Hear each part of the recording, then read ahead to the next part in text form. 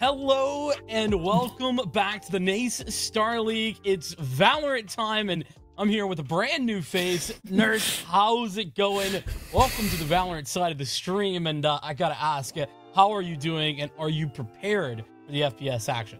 I am excited. You know, if you've been following all of the Nace stuff, you usually see me on the Smash Bros side of things on Thursdays, but I decided to show my pretty face on a Friday as well to join you for some Valorant action here, and I'm very, very excited to get into this round of 8. And so, not even coming into the regular season, but already getting to the best of the best. And OC versus Mizzou, I know there's something spicy in the works here.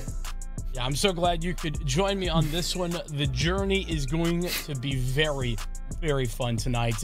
OC, I mean, let's just jump into the action. This is a quarterfinal matchup. This is two teams that are currently power ranked top 10. If we take a look at them as well, we'll peek and see that these are teams that they haven't been doing a lot of losing, with Oklahoma Christian coming in at 6-1. They are the favorites in this matchup, whilst Mizzou, they actually haven't lost, at least not in the regular season. They did have a bit of a weird loss to West Virginia that I'll get into a little bit later, but otherwise, they made their way through that regular season entirely perfectly, and I was incredibly impressed with that. Yeah, and so when you bring up records like this, it's kind of crazy to see that both of these teams have been largely almost unchallenged throughout the entire season coming to this point. And do you think that that kind of works in their favor, or that works against them coming into this matchup? Because, you know, maybe there were some learning opportunities missed, or what do you think about that? Oh, yeah, it's really hard to say. What I will say is that Mizzou, they've had a lot of those learning opportunities by getting smacked around by literally the best team in the world when it comes to collegiate. They're in the same group as Northwood and CVAL. We talked about that back on Wednesday. And so they've taken some serious losses. And when we actually talked to a player from Mizzou, we talked to, I think it was Iggy. I actually asked that question. I'm like, hey, has it been a struggle playing against literally the best team in collegiate Valorant and getting beat by them a bunch of times over this season? And their answer was absolutely. It's been a great experience. It's made us a better team, and we're going to continue to improve. Here is exactly what we're expecting roster-wise, and I want to shift our eyes to Oklahoma Christian. Something you and I were talking about right before we got into it in the green room is that you'll see Wheaties, but we don't see Glyph. Glyph, a fantastic player in the tier 2 space, arguably the best player, not even arguably, is the best player for Oklahoma Christian. Not in, at least for this first map. We actually saw Glyph come in for a third map in the, I think it was the conference finals against Irvine Valley College. So maybe we'll come in later, but Wheaties in for now. All right, and so with that, we're actually coming to the map selection, and I think we've got a good couple maps on our hand today. I think, you know, we got Haven starting us off, Pearl for map 2, and then Lotus as the decider. Getting some of those, you know, less spicy maps off the board. We see an Icebox ban coming out from the side of Mizzou. And so, you know, Haven, Pearl, Lotus, all some of the larger maps in the game, allowing for a little bit of a slower play. Just in that mid-round, if that's what people are looking for, and just more opportunities to kind of gain that map control. How are you feeling about the map pool for both of these teams? You know, it's really hard to call. The reason that it is because both these teams, their map pick, they're fantastic on it. And I actually think, just double checking, yeah, undefeated there over the course of the season on Haven or OC. On the other hand, Pearl is a map that Mizzou have played a lot. They haven't necessarily won it every time they've played it, but it's only up against like top 3 teams that they've lost it against. So it's a map they're comfortable on, and they continue to play even though they've had those losses. Lotus, bit of a toss-up, and that's why it's so exciting. I think there's chances for both of these teams to come away with the victory. Of course, I mentioned it before, though, that OC, they have to be our favorites going into this. Yeah, even coming into this event, you know, OC is coming in as the 3rd seed while Mizzou is coming in as the 6th. So it would be an upset on the side of Mizzou if they were to take this one. But I think if they're able even to take, you know, Haven off of OC, I think that opens up a huge opportunity and, you know, a really big upset potential moment if they're able to take that map, especially in a really unexpected fashion where all of a sudden OC is on the back foot.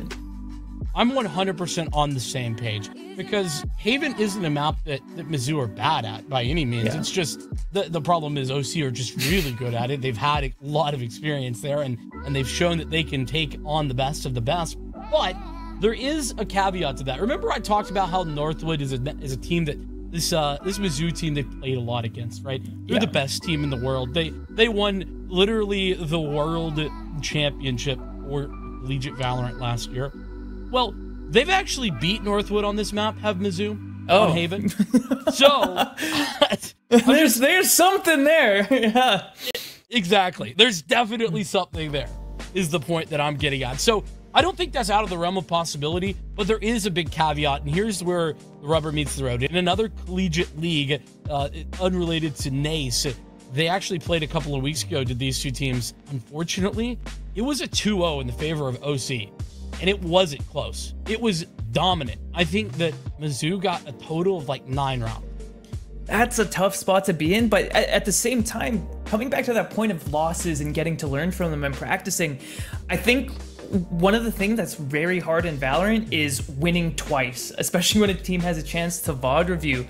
And speaking of making these events happen and making this stream happen, we have to give a shout out to Corsair. Corsair is at the top of the game with all the latest innovations in peripherals, and NACE Starlake is powered by Corsair. Click the Twitch panel below or type !Corsair into the chat and check out the latest gaming gear. A huge shout out to them, and I actually have a Corsair keyboard that is treating me pretty well. I was gonna say, it's not just NACE is powered by Corsair, it's me as well. My CPU cooler, Corsair. Fantastic. It's been running fantastic ever since I got it, and I'm like 5 years strong. So absolutely great products. Make sure that you're checking them out with !Corsair in the chat. With all of that being said, I think that we've discussed how Mizzou, they probably the underdogs here, but they have some good things going for them. They're also a really coherent team. We discussed how, OC are kind of missing a player that we typically look to as the heavy hitter. But Mizzou specifically, they have some of those players, but as a whole, they're actually very consistent. And that's one of the other reasons that I think this team is very, very deadly. We are going to get into the agent select here. It will be Mizzou defensive to start, with Oklahoma Christian on the attack. And I get the feeling, is someone playing on Glyph's account, or is that actually Glyph? That wasn't Glyph. Listen, they told us who was starting, and it wasn't supposed to be Glyph. So throw out what I've said about Glyph not being here. My bad. We got baited, man. We got baited right off the hop. It's a part of the mind games. The casters aren't even in on it, man.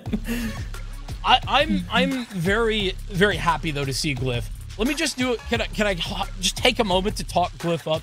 I've been watching Glyph since just the outset of Valorant in a competitive situation. Like, Glyph has been playing in that tier 2 space, in that tier 3 space, and really has made moves throughout their time with a bunch of different teams over that last 3 years about. It's been brilliant to watch, and Glyph is a difference maker. The fact that Glyph's playing today, even on a bit of an off-meta pick, in that the Cypher isn't typically what you see here, it's just brilliant. Yeah, I was going to say, other than the Cypher pick, the comps coming out on this Haven are kind of par for the course, what you'd expect. And so I think, maybe a chance for Mizzou to bust out some tricks, kind of put to the wayside with just a very traditional comp, but the aggression off the hop means entry is going to fall almost immediately.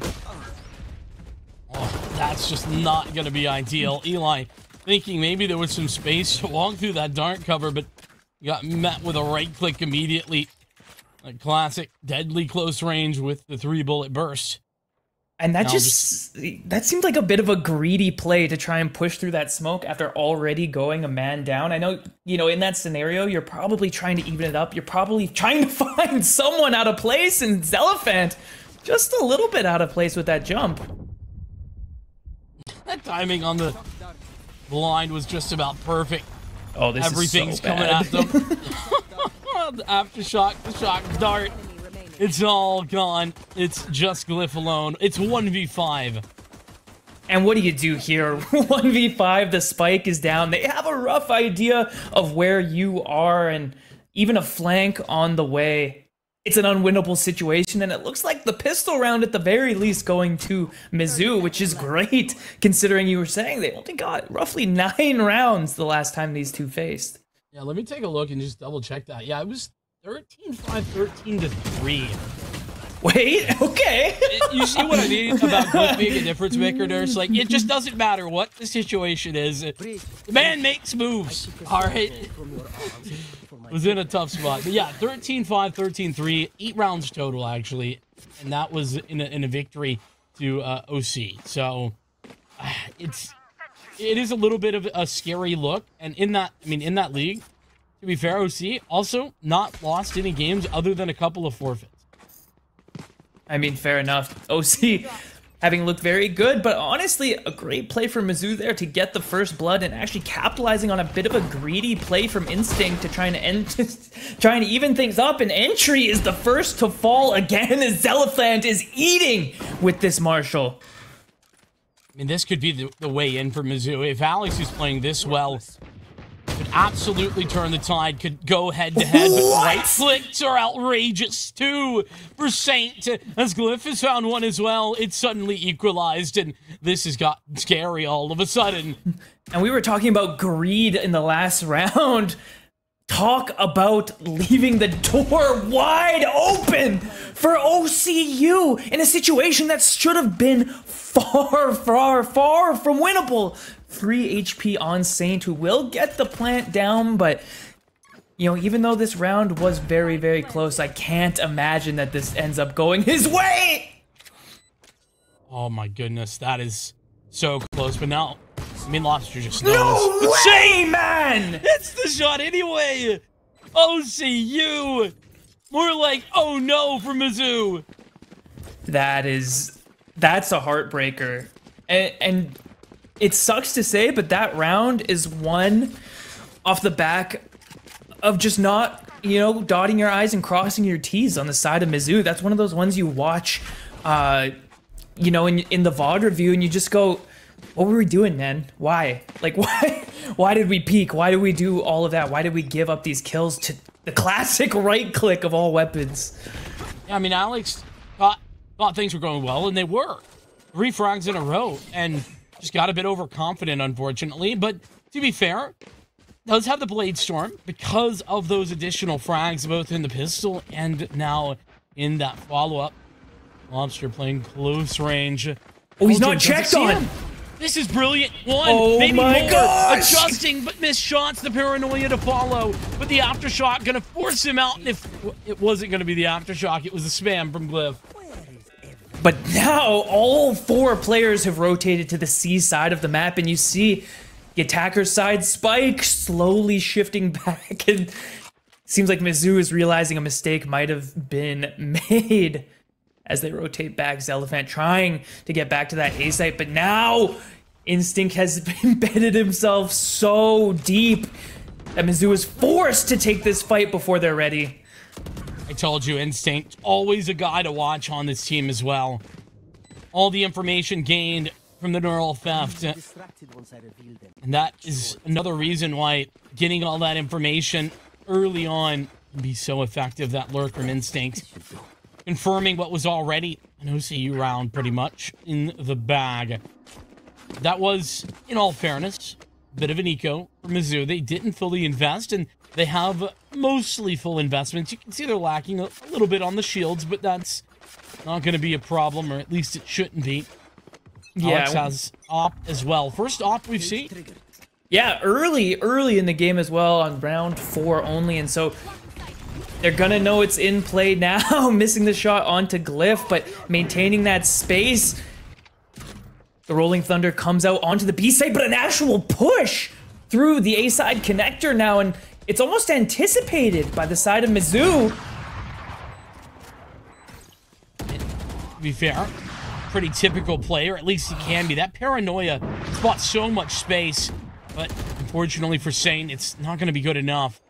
5v4, hands of Mizzou. This Cloudburst giving a lot of space, but the Aftershock, it's going to clear the back gong area. It's kills going Mizzou's way, but two still alive, but not alive for long. Mizzou will have this round a good recovery. And that was really good awareness from Mizzou to realize that the push down the A connector actually came through and clearing that carefully. There's a world where they didn't anticipate a push like that, where they didn't anticipate that extra aggression and actually just got steamrolled by that. I think it's a very heads-up play from the IGL on Mizzou, and it gives them a lifeline in that round and in this game where they get to keep the op and they get to keep some weapons going into this next one. Really is just a solid statement of, hey, listen, like, you guys, you won a great round, but we're not here just to fall over. Come on now, showing them how it's done. Grounded steps to get across this area. Dash even to gather some information. Going fishing with the Hunter's Fury. It's the right position. Not a lot of tags. Actually, no. Got 2 tags, pardon me. Entry does just that, but gets put down right afterward. And you see the call right now. Glyph went down on the lurk, and you see the Killjoy on the side of Mizzou immediately starts going for that flank position. You have to wonder if OCU is gonna expect a play like this, and if they can even commit the players to dealing with it now that this op is on them. A 2v4 now, and that is the power position. It is going to come through, and now the 1v4 is good for nothing. Mizzou, 3 on the board, and that's about as many as they got one of the maps. And I think the prophecy, man, the prophecy of having a VOD to review, having experience with the team, it makes such a difference. And we're seeing it here with the calls coming out perfectly in both of those rounds. Something that Mizzou are really good at, and that they showed us both in our round of 16 game on Wednesday, and that I've seen in multiple VODs from them, the games that I've casted in other tournaments, is that their retakes on this map specifically are incredible. They do such a good job of playing together, of coordinating their re-aggression, and using what utility they may or may not have left to the greatest effect that they can. And we've already started to see it here. 3-2 as Mizzou retake the lead now. Entry has the Blade Storm. It's just going to be followed up with a bunch of pistols. I saw a Ghost, a couple of Sheriffs. It's not ideal, but at least they have something to work with, and a very heavy lean here towards A. Yeah, and the Spike definitely leaning towards this A site, but OCU is poking and prodding on other parts of the map, actually destroying the Killjoy turret to ensure that they have to put some attention towards B site, and now the kill actually coming out towards OCU. Answered back with a trade, and so the 3v4 is maintained, and that might have been a retrievable gun. It was. Yeah, I mean, to be fair, the Blade's down for that trade, but still, with a man advantage, you almost don't care. Look at this re-aggression from Piggy. Absolutely brilliant. Walking straight back up. Now, there is going to be some utility in the way, so the Q has been given over, but the plant is at B. But Piggy in position to find that. Does he expect Glyph, though? Is down. Oh, he doesn't, and the lockdown is online, and it will be used. The new UI that just covers your screen, showing its ugly face, and the operator comes in for a kill with only 12 seconds left. The Spike will have to go down on this A site, but it's a matter of if Glyph can get there in time to assist, he will. And now snuggled up in hell together. How does this retake come through? I love that they're doubled up. This is so hard to read. You expect a rotation, a crossfire of sorts, and arguably that's the better play, but it's so difficult to anticipate. Just gonna tap on the Spike, little monster. Nothing gonna be given away. Just the fault line to ensure that nothing's going wrong. When are they gonna commit? 5 HP. Glyph's gotta go. I mean, they got it half. I mean, they're seeing the half. They see it. Now they commit. They gotta go. No They've allowed them to get away with it while they were looking at it. He literally just in front of their eyes. It's like walking up to a police officer and just breaking the law. What? Absolutely got away with murder on that one. Perhaps OCU not realizing how far behind that wall he was able to actually start sticking the Spike and just kind of cutting that corner. Not cut enough times. The Spike is defused the whole way. The turret expertly placed, and with Zelephant holding with the op, it provided just enough cover to come out on top of that round. And the op has continued to be saved between these rounds. I'm not gonna lie, I'm kind of thinking about this, and it almost makes sense to let them have that defuse because more players went down because of it, and that was already an eco. So they've kind of destroyed Mizzou's economy in the process of that. I mean, I'm justifying, I understand, but still, OCU, there's a reason that they do things. It's typically not for no reason. Glyph, no reason for Lobster to be caught out like that. Hunter's Fury to follow that up. It's OCU finding kill after kill as Glyph just defending the flank. Yeah, that neural theft came in so clutch on the side of Glyph, who was able to reveal every single player on the Mizzou side of things as the Hunter's Fury came out. Meaning that OCU was simply on cleanup duty, making sure enough faces were against the side of Mizzou, and they're going to clean up this round in what would have been a 5v5 retake with 5 people standing very clean. 4 people standing very clean. Oh, man. Whenever you think, oh, yeah, they have it. No, just kidding. This is already a very competitive game. Much better looking than we had seen previously as well. Phenomenal stuff. 4-3, the current scoreline. And, you know, OC, they have done well to get the most value, I feel like, out of every situation. But Mizzou, as I mentioned at the outset, it's their team cohesion that really is their best point. Yeah, I agree with you there. It doesn't seem like there's any player that is having to pick up the slack or any player that is having to do more than their teammates. I think any one of these guys face down with a clutch is probably feeling pretty comfortable, and I think that cohesiveness is what can make some teams greater than the sum of their parts. And I think that's definitely looking to be true for Mizzou. Yeah, that's the way I certainly would describe them. As they've just constantly been improving.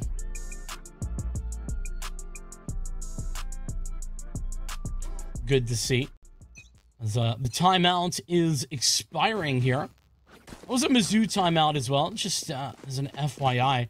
Walking into this round, they've got 3 ultimates and some significant ones as well. That Rolling Thunder's the big one that I'm looking at. That's a key part of a retake, most likely. Yeah, and with how kind of keen to play retake that we've seen Mizzou, and honestly, the amount of success that they've had on it, I'm not surprised that we see that Rolling Thunder on the side of Piggy, playing that B site where he can either get the entire Rolling Thunder off or come in as a big part of a retake, but the fast hit in towards this B site and entry is not going to get the spike down, actually stuffed by the Rolling Thunder, which means, you know, not too much time wasted, but definitely some utility loot used on both sides. Just sort of denying what feels like the inevitable. Glyph, an opening pick. Often feels like they're on the lurk, but can play the entry role just as well. It's all Mizzou from there, though. They've all fallen apart, but Instinct is still alive, which means there's still a chance. Saint, with one more, it's going to be the 1v1. The dodge, but Saint hits the shot. The second clutch for Saint here in this map. And honestly, if Piggy hadn't tried to dodge that flash, I think he would have been able to take that fight clean. I fully agree, yeah. I mean, it's like, it's one of those hindsight 2020 situations, of course, though. yeah. You know? you don't really know. I could have done but you know, it's tough. In the moment, you feel like if you don't turn, you're just giving up that fight, but Saint kind of swung a little early. Yeah, and those were some big efforts on the side of individual players that round, actually. After talking about how strong they had been as a team, multiple 2Ks coming out for both sides, culminating in a 1v1 that is won by the side of OCU, but still 4-4. This game could not be closer, and a cheeky spot in this corner. Do they expect the right side? Clearly they expect something, but not that. And actually gets out with his life at the same time that Lobster catches Glyph on the lurk, and a 5v3 out of seemingly nowhere. Now Instinct also falls to Lobster and Garage. These singular fights have gone the way of Mizzou. There's been no follow-up from OCU this round. I'm so glad you mentioned that, because I was just thinking the same thing. OCU, they do it very well in some of these individual duels, but when they don't work, that is where Mizzou can take advantage. Dash onto the side. Oh, while he was blind. Not gonna work. Saint now has to clutch, but it's a much bigger one. In fact, it's 4 times as large as the last 2 he's been in. 30 seconds. Yeah, that is a very hard situation to be in. Not only is this a hard clutch to win, but you're out of util. No flashes, no aftershock, no fault line, and 1 kill coming your way. So counting ourselves up, not in the end. Panda is going to put an end to that one as Mizzou goes up to 5 on this defensive side.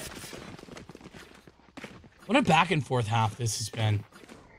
Mizzou's defense, they're so good at it, but at the same time, we've just seen some miracles worked from OCU. Yeah, I think one thing that we kind of need to mention is that entry has been having a little bit of trouble on the entry, whether it's that he's not being set up well enough or the situations just aren't going their way.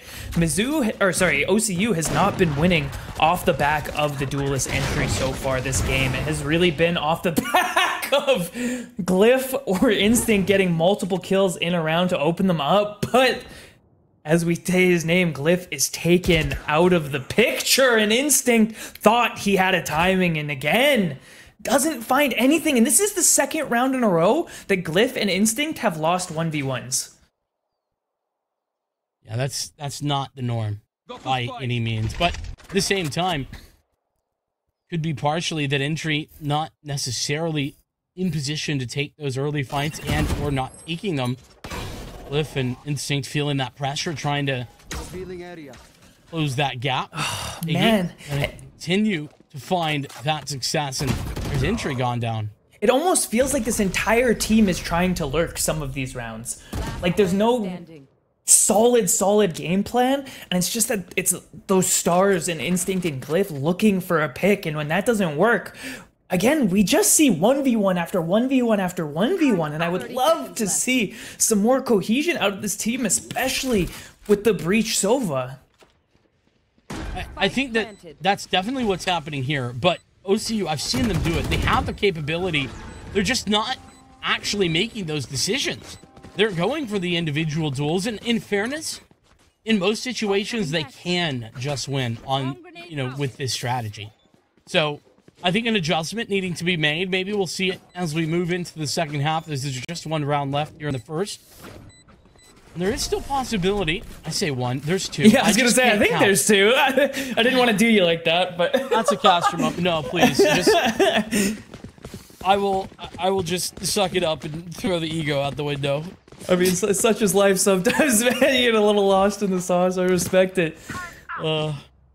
Caster moment. I mean, as we talk about entry having a little bit of trouble, Zelevant really has been eating with this op on the other side of things, taking those first duels and making sure the kills go the way of Mizzou. So looking really good on that side of things. I see the clump up from OC towards the A site here. Maybe a little bit more pace and maybe a little bit more together, trying to set up entry for something here. Well, they don't have a great buy, so that certainly will... I mean, I would say force them into something a bit more together. Yeah. And look at what Mizzou are doing. This is what Mizzou do best. They fall back. They let OCU have the site for the time being, and they decide, listen, look, we have 4 ultimates. Yeah. There's no reason for us to lose players when they entry. We'll just kill them all in the retake. And they're going to retake immediately with this Killjoy ult. It is going to come out so fast, and so these post-plant positions are not as good as they could have been. Right now, Zelevant on the flank.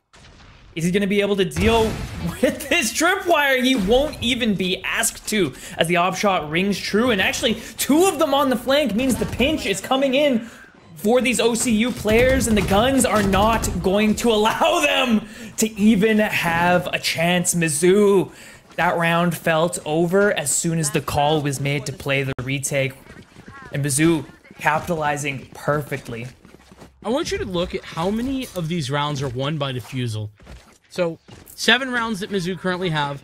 I see 5 of them won via a defusal. That just goes to show you how incredibly strong the Mizzou retakes are. And that's another good example of... 3 ups? 4? Actually. Come on. There's no way. You're trolling. Surely they just have them and then they're gonna toss them, right? Right? Yeah, they probably have another gun. That's a bit if they don't. Win. They're gonna go back to the same well, or OCU. Rolling Thunder onto the site. The Hunter's Fury actually going to be invested in on the entry, and the Rolling Thunder back. They're not even going to let them plant our Mizzou. They're walking forward. Everybody tagged up, but they still hit the shots. Entry for 2, and Mizzou still alive, but only temporary as entry comes to play in the final round of the half. I mean, what a time to turn up for entry. Absolutely showing up when the team needs him most. OCU desperately looking to get that 5th round on the board. And honestly, a 7-5 half is not a bad spot to be in at all coming out of the attack side of this map. I think, you know, the way that things were trending, you're probably not too angry about getting that last round. And I think entry picked a very good time to heat up. Agree, 100%. And though a lot of times you would definitely think about this map as slightly attacker-sided, the reality is that OCU, they're great. Near 70% win rate on their defense here. They'll be perfectly fine, or at least that's the feeling. Glyph leading the charge, as per the usual. Gonna be Alex in his way up long. Information gained. The Sova on the site will be falling back. Doesn't want to overextend or give anything away, and so much the same as Mizzou, OCU have given up this site, gonna play the retake. And this retake is going to be coming in pretty quick from OCU. They haven't really felt pressure anywhere else on the map, but not so quick that the post-plant positions can't be obtained, and so we're gonna have to see how OCU really wants to break this one apart as they start trying to find players out of position. And entry readies the dash. You know something's coming out.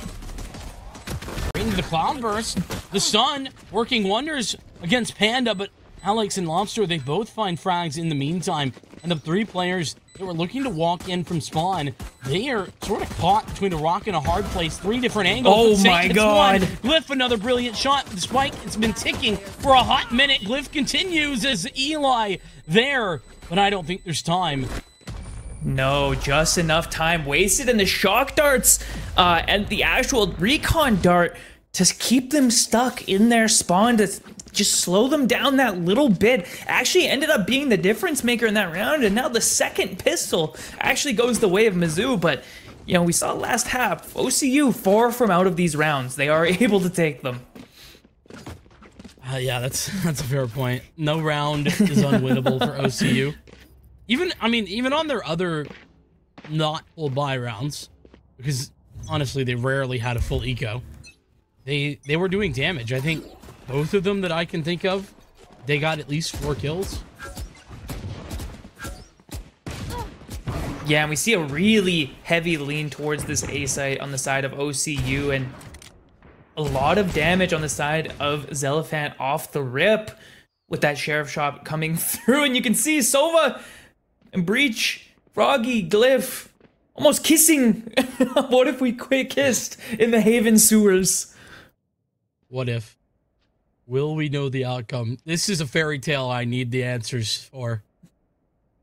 The tension is palpable, man. Somebody do something. I need someone to make a play as soon as he crosses. He's gonna get gadded if he's not expecting it. But meanwhile, the rest of the team infiltrated this C site. The read from Mizzou is perfect. Oh no. And Froggy's just gonna walk away. Oh, he saw him. Oh, got out! Got out! What? Froggy still hits them both, and I mean, it's still against pistols, but I don't care. It was incredibly looking good. And then, oh, will Froggy be able to find Entry? Entry's position here is a little bit unreadable, to be honest.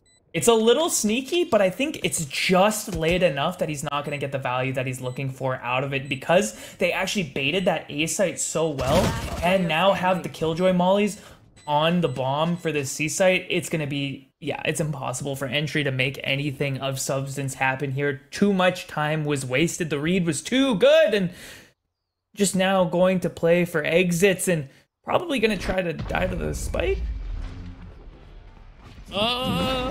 No. That's a huge misplay. He's not gonna have any money. It's only on the attack, I think, that you're Am I crazy? Trouble. No, he's got no money. He's got a judge. No, he does indeed have a judge. No, to be fair, I'll take a judge any day of the week. What do you mean? The judge is the best gun in the game. Don't at me. Don't at me, man. That's crazy. Don't at me. I've been here for one game. That's crazy. Trust Entry get a kill here with the judge. I mean, I guess maybe I'd put bets. Maybe that's what he was looking for. They were trying to make something happen, but no, definitely a mistake. But the judge still goated. All right, the trade onto Eli means that a 4v4 is coming through, but very little presence towards short. A 1v1 could be taking here. And Saint is gonna win it onto Lobsters. The rest of Mizzou actually doesn't wrap around towards Saint, but Froggy is gonna find him. So 3v3 on the retake. Feels bad. Entry found another gun.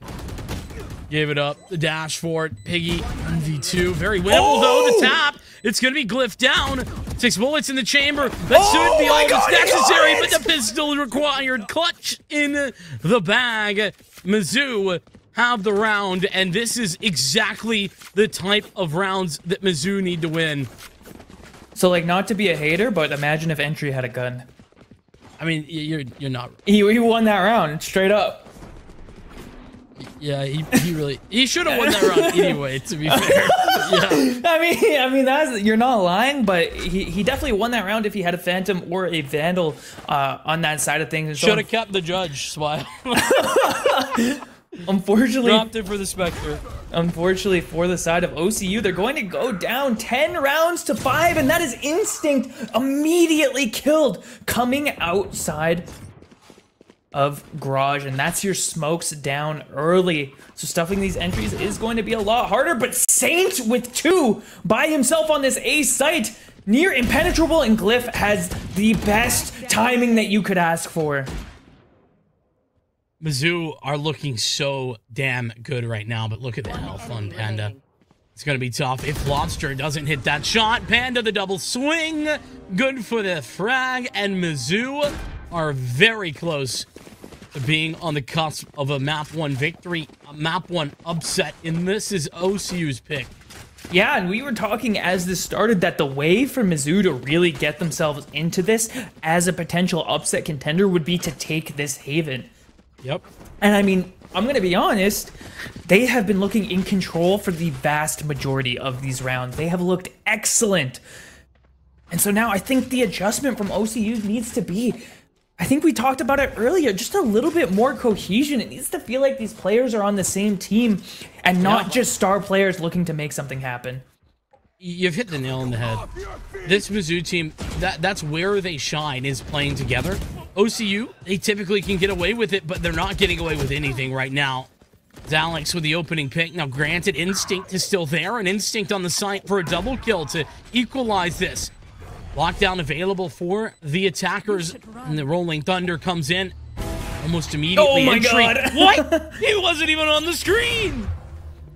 Yeah, and using the Cloudburst to actually defend himself from the Killjoy turret allows him to even get into that position, and now Froggy at the back of the site, and he knows that the op is on the side of Hunter's entry. Fury. He's got the Hunter's Fury. He's not playing for it, though. He doesn't have to take the fight, though. Oh my gosh, and the timing on that swing is perfect. How do you guess that he's gonna do that? Nurse, let me just hypothetically, what if that's the big brain play? Knows that OCU is gonna see the Hunter's Fury, assume that he'll be playing back, and instead takes the fight because of that. That's my Riddler does he know moment. Absolutely my Riddler does he know moment. I think it's honestly a great play and not a bad read.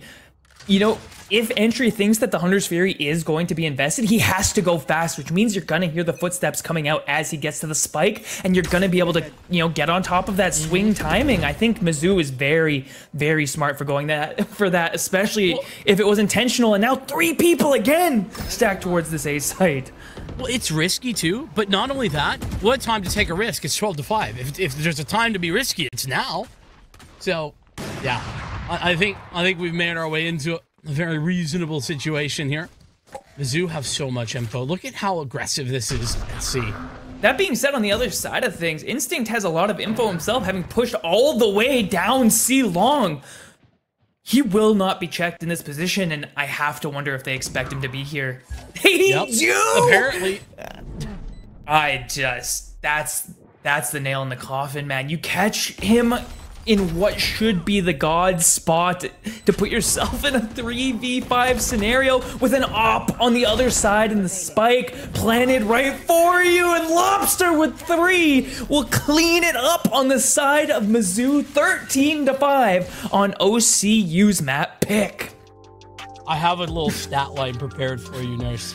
All right, so a few weeks back, OC Mizzou, they play, it was 13-5 on map number 1 in the favor of OC. It's now 13-5 on map number 1 in the favor of Mizzou. What a turnaround for this Mizzou team, and they look their best. I mean, the whole setup here, we talked about it, and we continue to talk about it throughout, is the cohesiveness of this team. Everybody plays a part, and when they're on their game, they are one of the best teams in Valorant. And they did it here. It was just clean throughout. They looked so good throughout that game. The cohesion was spot on, and as soon as they got into the attack side, it was clinical throughout. I can't imagine a better performance out of this Mizzou team. And I think whoever did the VOD review for this team, they need a raise, man. Whoever got that going and made this 13-5 happen, it almost just felt like a strat diff. I mean, it did. It felt like I think everything was added on top of each other. It wasn't just one thing. It was everybody playing well. It was the clutch factor. It was how incredibly well the Haven gameplay is just in general for Mizzou. But then, of course, the preparation and everything in between it just all came together. And you got to say, OC Esports, they're on the back foot. Let's see what they have. It'll be Pearl up next. Before we head into a short break, though, I want to mention that, hey, look, mental health matters a whole lot. So Ace Star League partnered up with BetterHelp to make that easy for you to start your journey through live sessions via phone, video, live chat, whatever is most convenient to you. All you got to do, click the link down in the Twitch panel right here below to get 1 month free over at BetterHelp. Make sure to check them out and click that Twitch panel to get started. With that, we're going to get started with a short break and move into Pearl when we come back.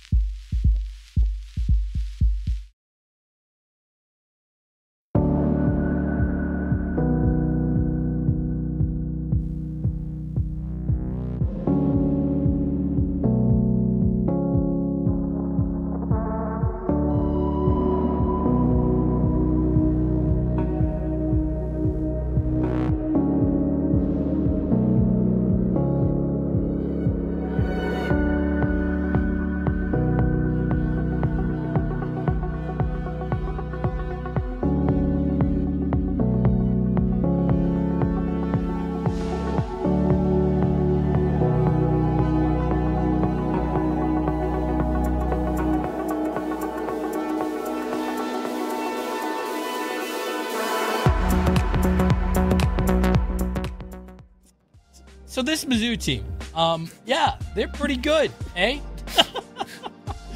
Hey. I mean, that was about as clean could be, and we talked about it a little bit on the break, but I was giving a lot of props to Panda, which is the IGL on the side of Mizzou, for some of the calls that were being made over the course of that map that led them into, you know, a lot of the times nearly free sites. Yeah, it was free in that case, and it was also free defensively. The retakes were sublime. Yeah, I felt like whenever Mizzou gave up a site and you looked up, it didn't even matter what the ult economy was, though that certainly helped in a lot of those rounds. It felt like Mizzou just had the round if it was an A site retake. And even on the C site where that wasn't as effective, it was still really good. It maybe just a little bit less dominant. So basically, the long story short for Haven was Mizzou W. And we move on. 13-5 was that score line. We're headed over to Pearl, though. This is Mizzou's pick. And you know, they have had some weak points here. They lost to Dark Knights over in the CECC qualifier for the Texas LAN, but that was 13-10, and Dark Knights are incredibly good. So I'm just going to say that's understandable and move on. OC, on the other hand, well, they play a bit of Pearl, but they don't play it very often. I mean, they beat a team that I'll just respectfully say I've never heard of. In CVAL. Listen, I don't mean to be disrespectful. No, that's fine. That's fine. I just don't know them. They might be the best, okay?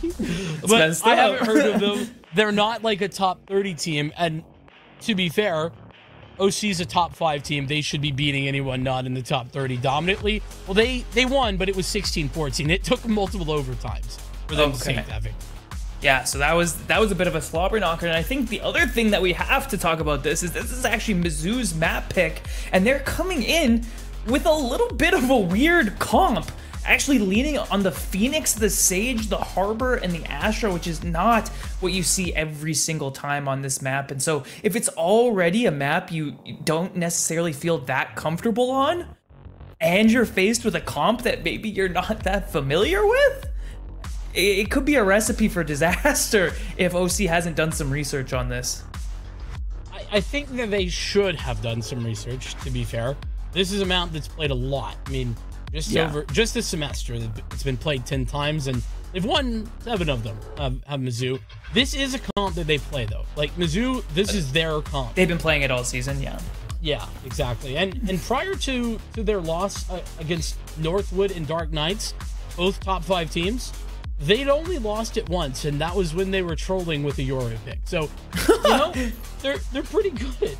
They're pretty darn good at it. We'll have to see, though, if that is going to be their undoing, because I'll be honest. I casted the game they lost against Dark Knights, which is what their most recent game on Pearl is. And 13-10 is what the scoreline was, but that is putting it very nicely for Mizzou.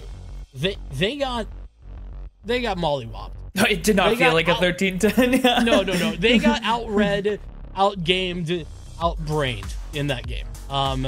Just the in-game leading from Dark Knights was incredible. So I hope that they've either made some adjustments or OC hasn't actually prepped. It's one of the two, and I don't think that OC is a team that will be lacking preparation, typically speaking.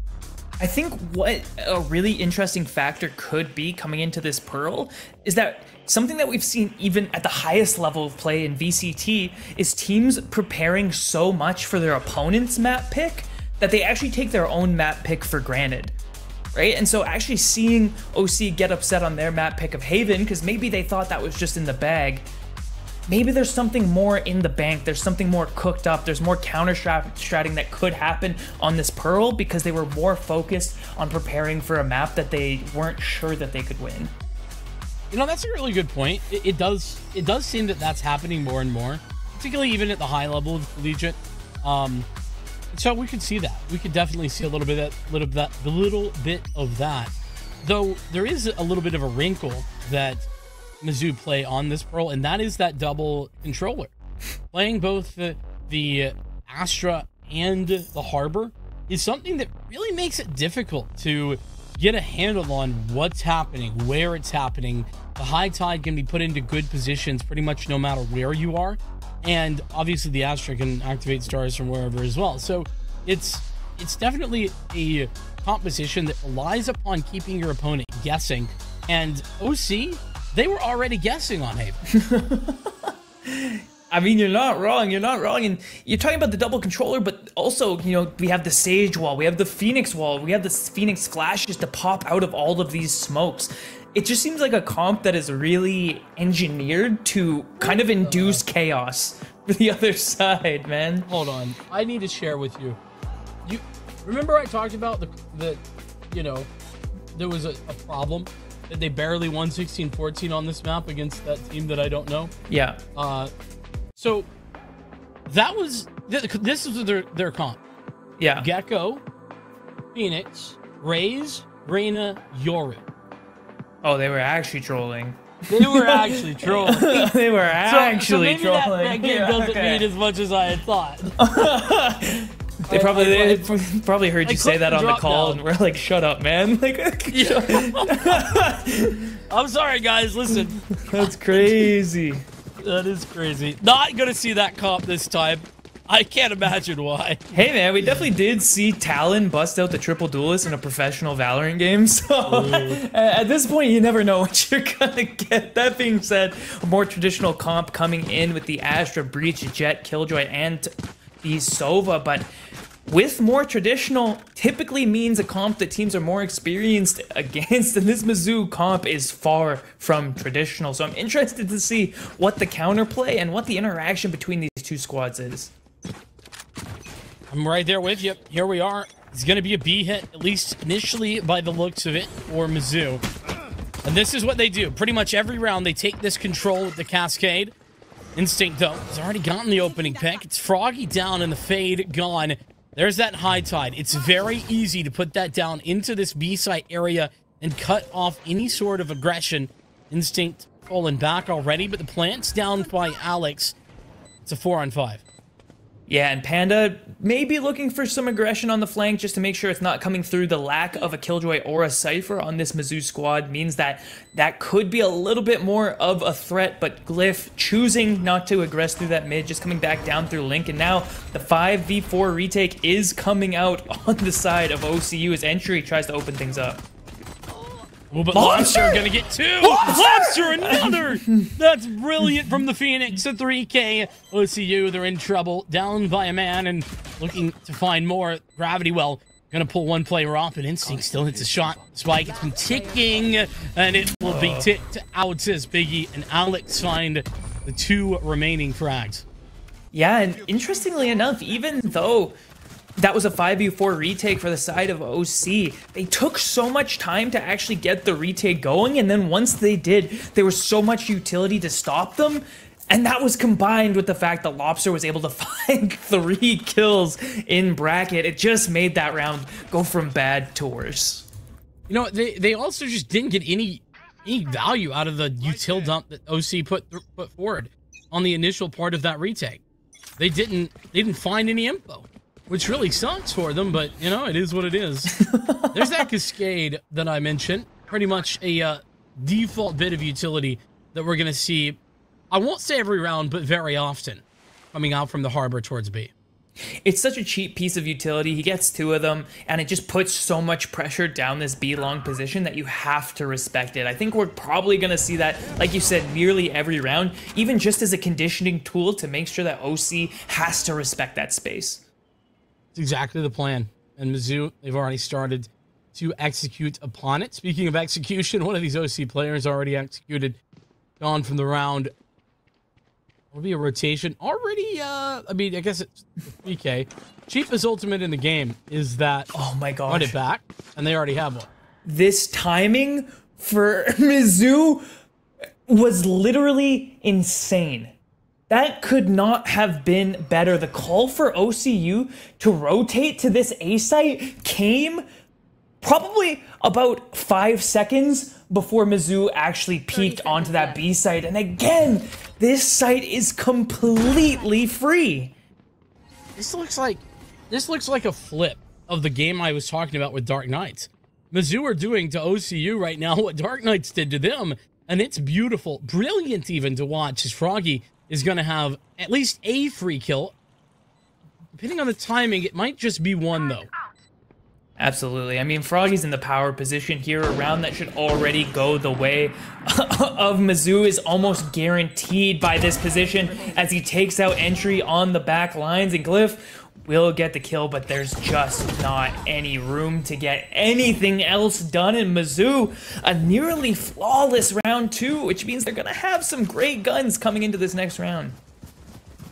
A reset of sorts going into things, and OCU making their way hopefully into this game, because this gun round highly impactful, just like the impact of mental health on your life.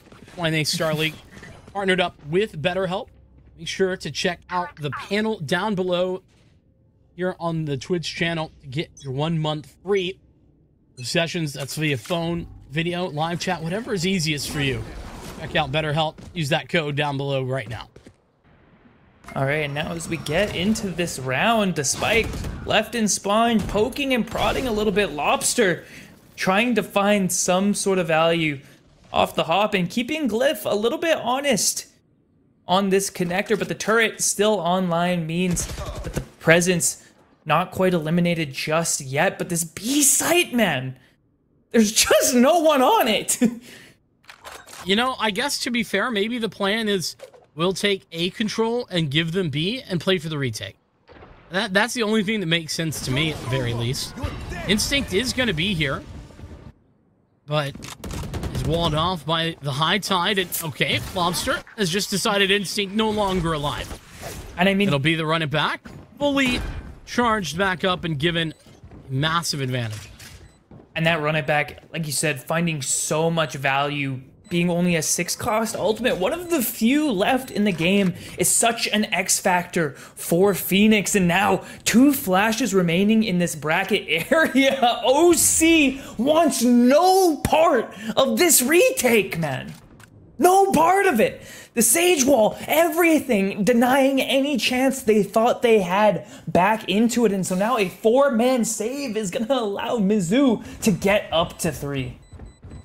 This is a little bit insane to see the 4-man save. Like, I don't dislike it. I'm not saying it's bad, but at the same time, this early, it feels like OCU might be a little down on their luck, you know?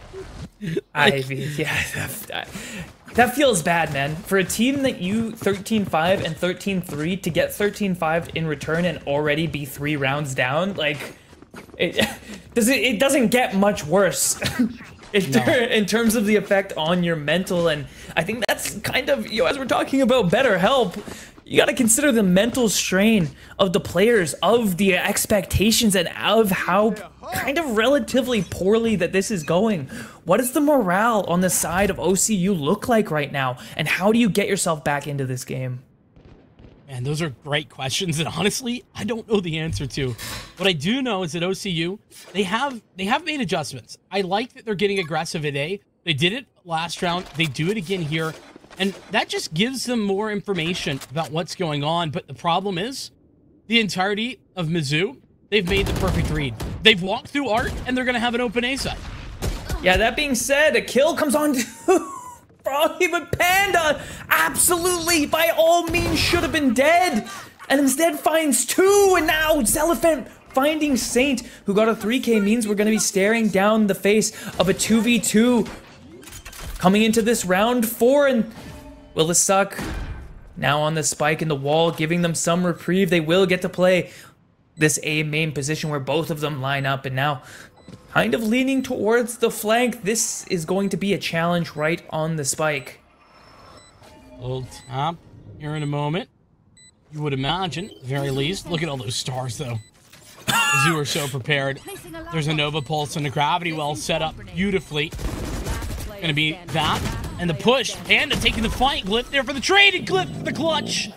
A very aggressive commitment from Mizzou. And though, in general, it's a good idea, against Glyph, it's a mistake. Yeah, really important clutch out the side of Glyph, and honestly, off the back of that push that he probably shouldn't have won. But that is that's the benefit of having a player like Glyph on your team that can make those big moments happen. And finally, OCU finds themselves a round, but with that round on the board, there's still so little money. The economy is in tatters continually for this team, and we're seeing, you know, light armor and a guardian on the side of Eli right now. Speaking of, though, the mental ability to come back into a game, it's players like Glyph making plays like that, and also just, you know, in the comp that should be able to pull it back for OCU. I mean, Glyph has been in thousands of games at this point on some of the highest levels in Valorant in the North American scene, so definitely bring that. It's going to be the Prowler out. There's a player back here, but Glyph's going to be held immediately. What? What a fight to win for Lobster. And I mean, off the back of one of the most ignorant entries you've ever seen, my man ran it down into the site and just found that kill straight up in a 1v1. And speaking of it, a prod on the side of OCU means that only 3 players remain. And is this going to be another save round? It is. That's just incredible. I mean, it's beautiful to see the aggression being put forward by the Phoenix and just having that confidence to go for that swing. I mean, listen, I'm not kidding when I talk about how good Glyph is and like what he has had in his resume. This is a guy who played for Cloud9 Academy, currently on a very good T2 team called Silk Road. Like, I'm not just trolling here. No, I know. Silk Road is amazing. Like, it's just... I mean, it's a tough spot to be in, man, and Piggy finds entry off the back of that too, and all that round win served to do for OCU was just reset their loss bonus. Yeah, you know, that is one of the worst feelings in the game of Valorant, is like, you win a round, and it's like elation. You know, 1vx, oh my goodness, we're back in it, and then you lose the next, and you're like, well, damn, there goes our economy. See you later. I didn't want you anyway. Oh, man. And, I mean, speaking of that economy, that is going to mean a very poor eco situation, though that's a great recon bolt. I think that brought 2 players, if I'm not mistaken. Info gained for the defense of Oklahoma Christian. Yeah, and that's an aggressive play up A main. The information has been gained, and they are fairly uncontested, but the read has come through. Do not go down the corridor of doom. Poke and prod on these other parts of the map, and Lobster right now trying to find some sort of value up this link. And instead, going to fall off the spike. It's still deep in spawn, so these players really taking their time to try and find where the opening is, and instinct trying to find some information is punished immediately. Look at how they pushed and pulled the rotations, though.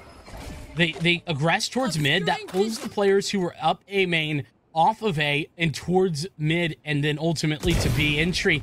Gonna need more than one here. Has 2 already. The dash forward, but Froggy quick on the trigger finger, and it's going to be Alex there for the resurrection. Cosmic Divide invested. A rotation coming back in.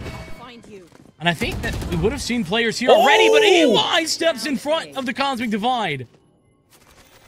Yeah, just not expecting someone to be here so soon, not expecting the aggression out of Eli, and now this plant has to go down in the face of so much utility. Do they even expect the flank? They don't! Glyph is able to take out Piggy, and now Panda in a 1v3. They know his location, and we've seen it time and time again. Saint is good for those.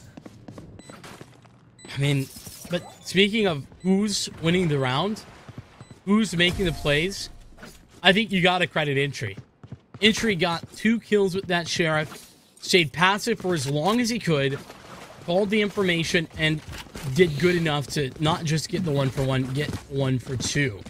And that, I mean, that allowed time for the rotations to come through for OCU. Eli pushes up and finds that double kill. Obviously, that's huge as well, but it all doesn't happen if Entry isn't there. Yeah, and honestly, those were Entry's first 2 kills of the game. They looked incredible, and so I think we said this on Haven as well. If this guy's able to get going, we've seen signs of greatness. We've seen huge game-changing plays out of him. They just need to come out a little more often, and I think he's more than capable of it. They really got to figure out a way to deal with Instinct. Every time they go aggressive towards B with that cascade, Instinct's able to find an opening pick. Now, Nightmare to follow that. Going to be Instinct continuing to find the value. Sure, the spike's planted, but it's a 1-on-5 for Alex. Yeah, and things went from bad to worse real quick after Instinct found a kill early, and you're right.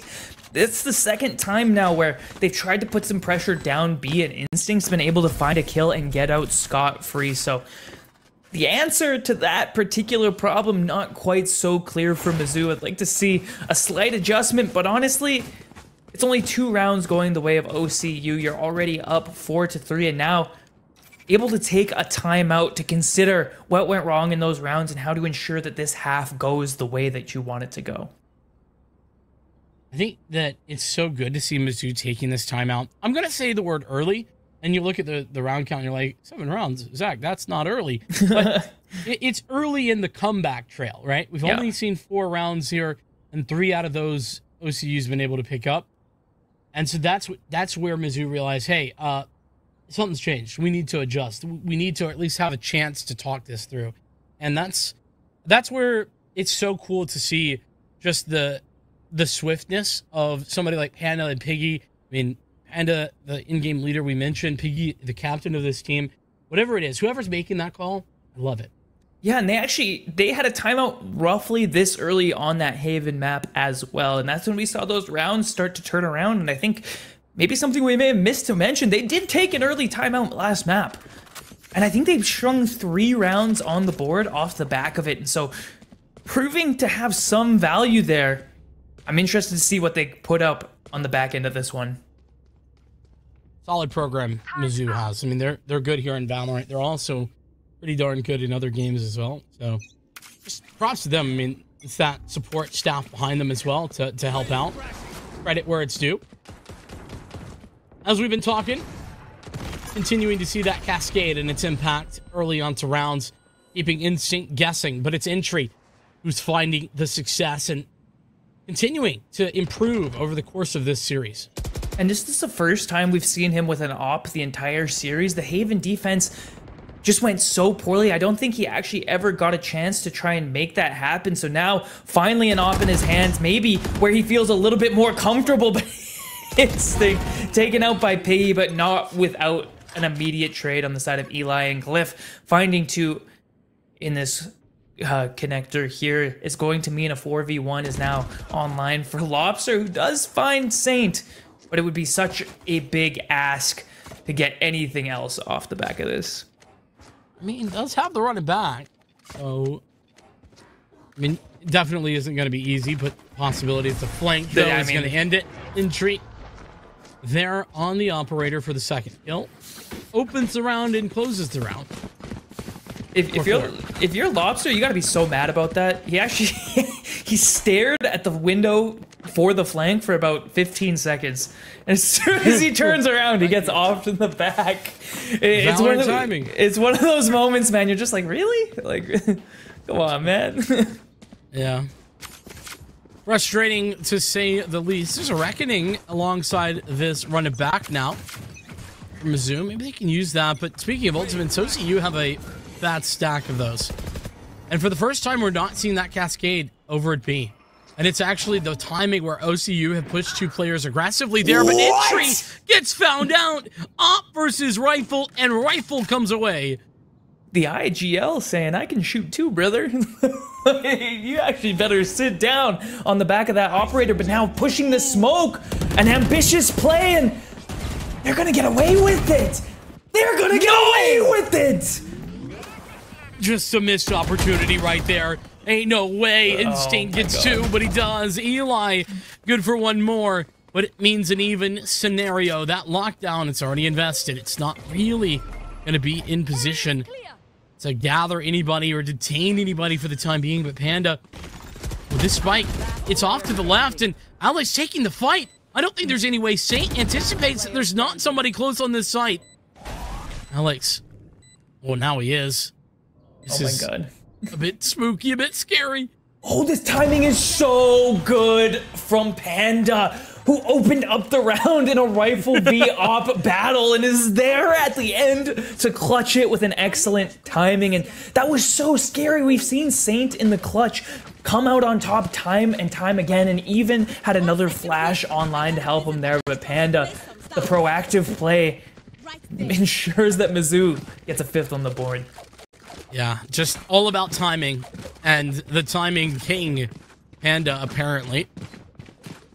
Look at the consistency across the board. Literally everybody in the server. I mean, I know Froggy's a little bit lower down, but like everybody is in the same ballpark. This is such a competitive game now. All right, an entry. Kind of getting some revenge for the last round where he was taken out immediately, finding that first blood and forcing Xelephant to expend the resurrection. We're back in a 5v5 situation, but no real map control gained on the side of Mizzou.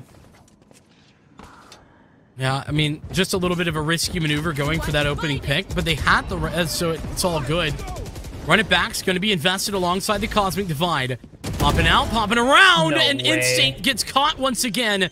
Another frag could be had by Lobster. Here's the running away, but Glyph, 2 players down as they move forward onto the site.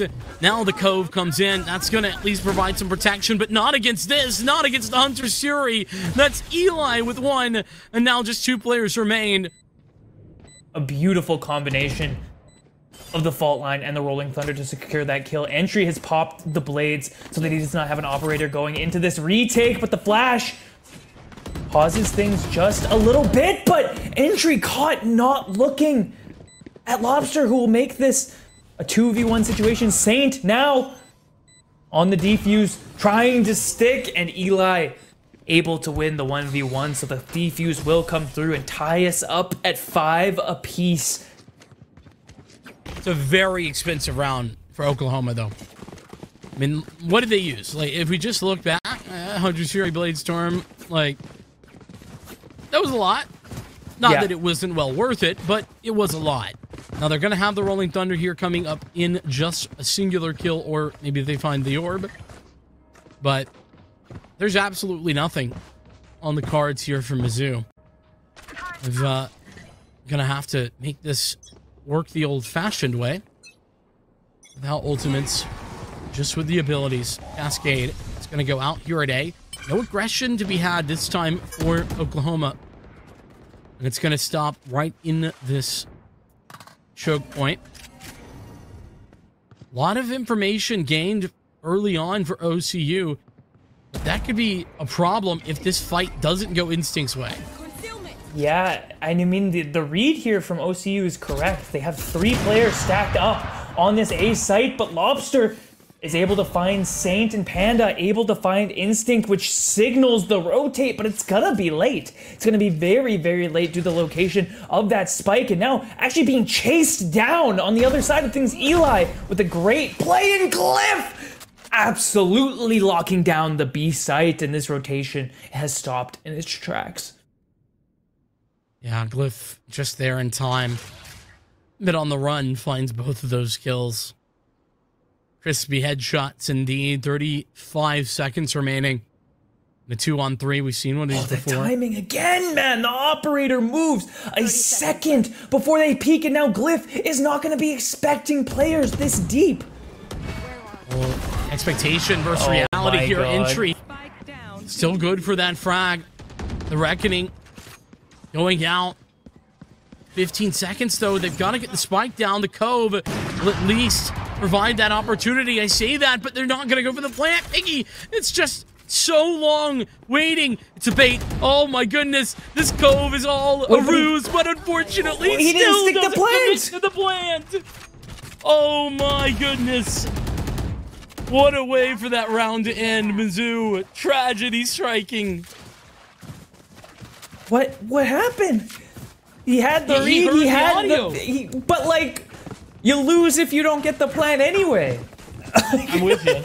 I'm with you. I mean, I guess it's probably just a panic moment, heat of the moment sort of thing. Trying to live, trying to make some sort of play happen. And honestly, that would have been an incredible clutch to win in the first place. But OCU doing a great job tempering the storm and now going up 6-5 after an 0-3 start.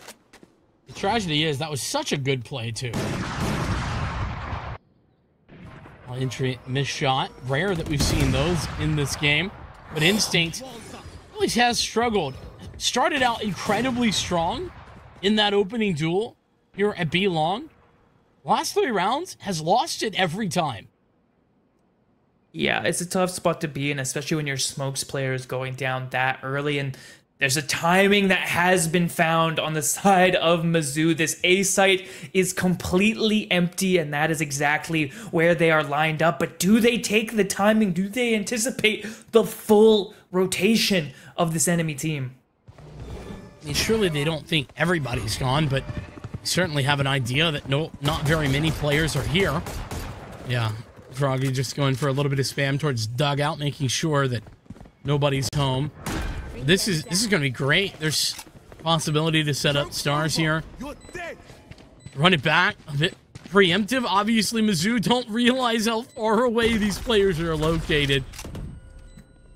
That being said, the run it back gives them a little bit of time and a little bit of extra space to make this happen. And now the Rolling Thunder is coming out, but it's not going to find too much value due to how deep these players already are. And the flash coming through in the nick of time means that Lobster is going to find Saint, but Cliff and Entry answer back very quickly. And now this Killjoy ultimate could spell trouble. And it's just not enough time, really. No. That's the problem. 6-6. That's going to be the half.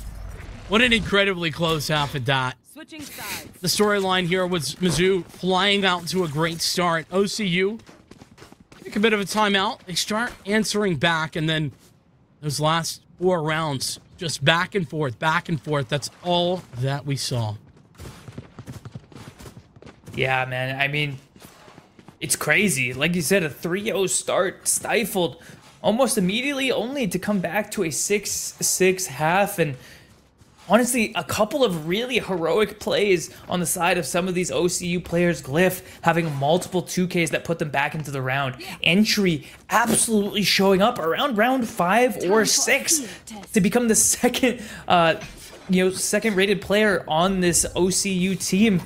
What a glow up from that guy as well.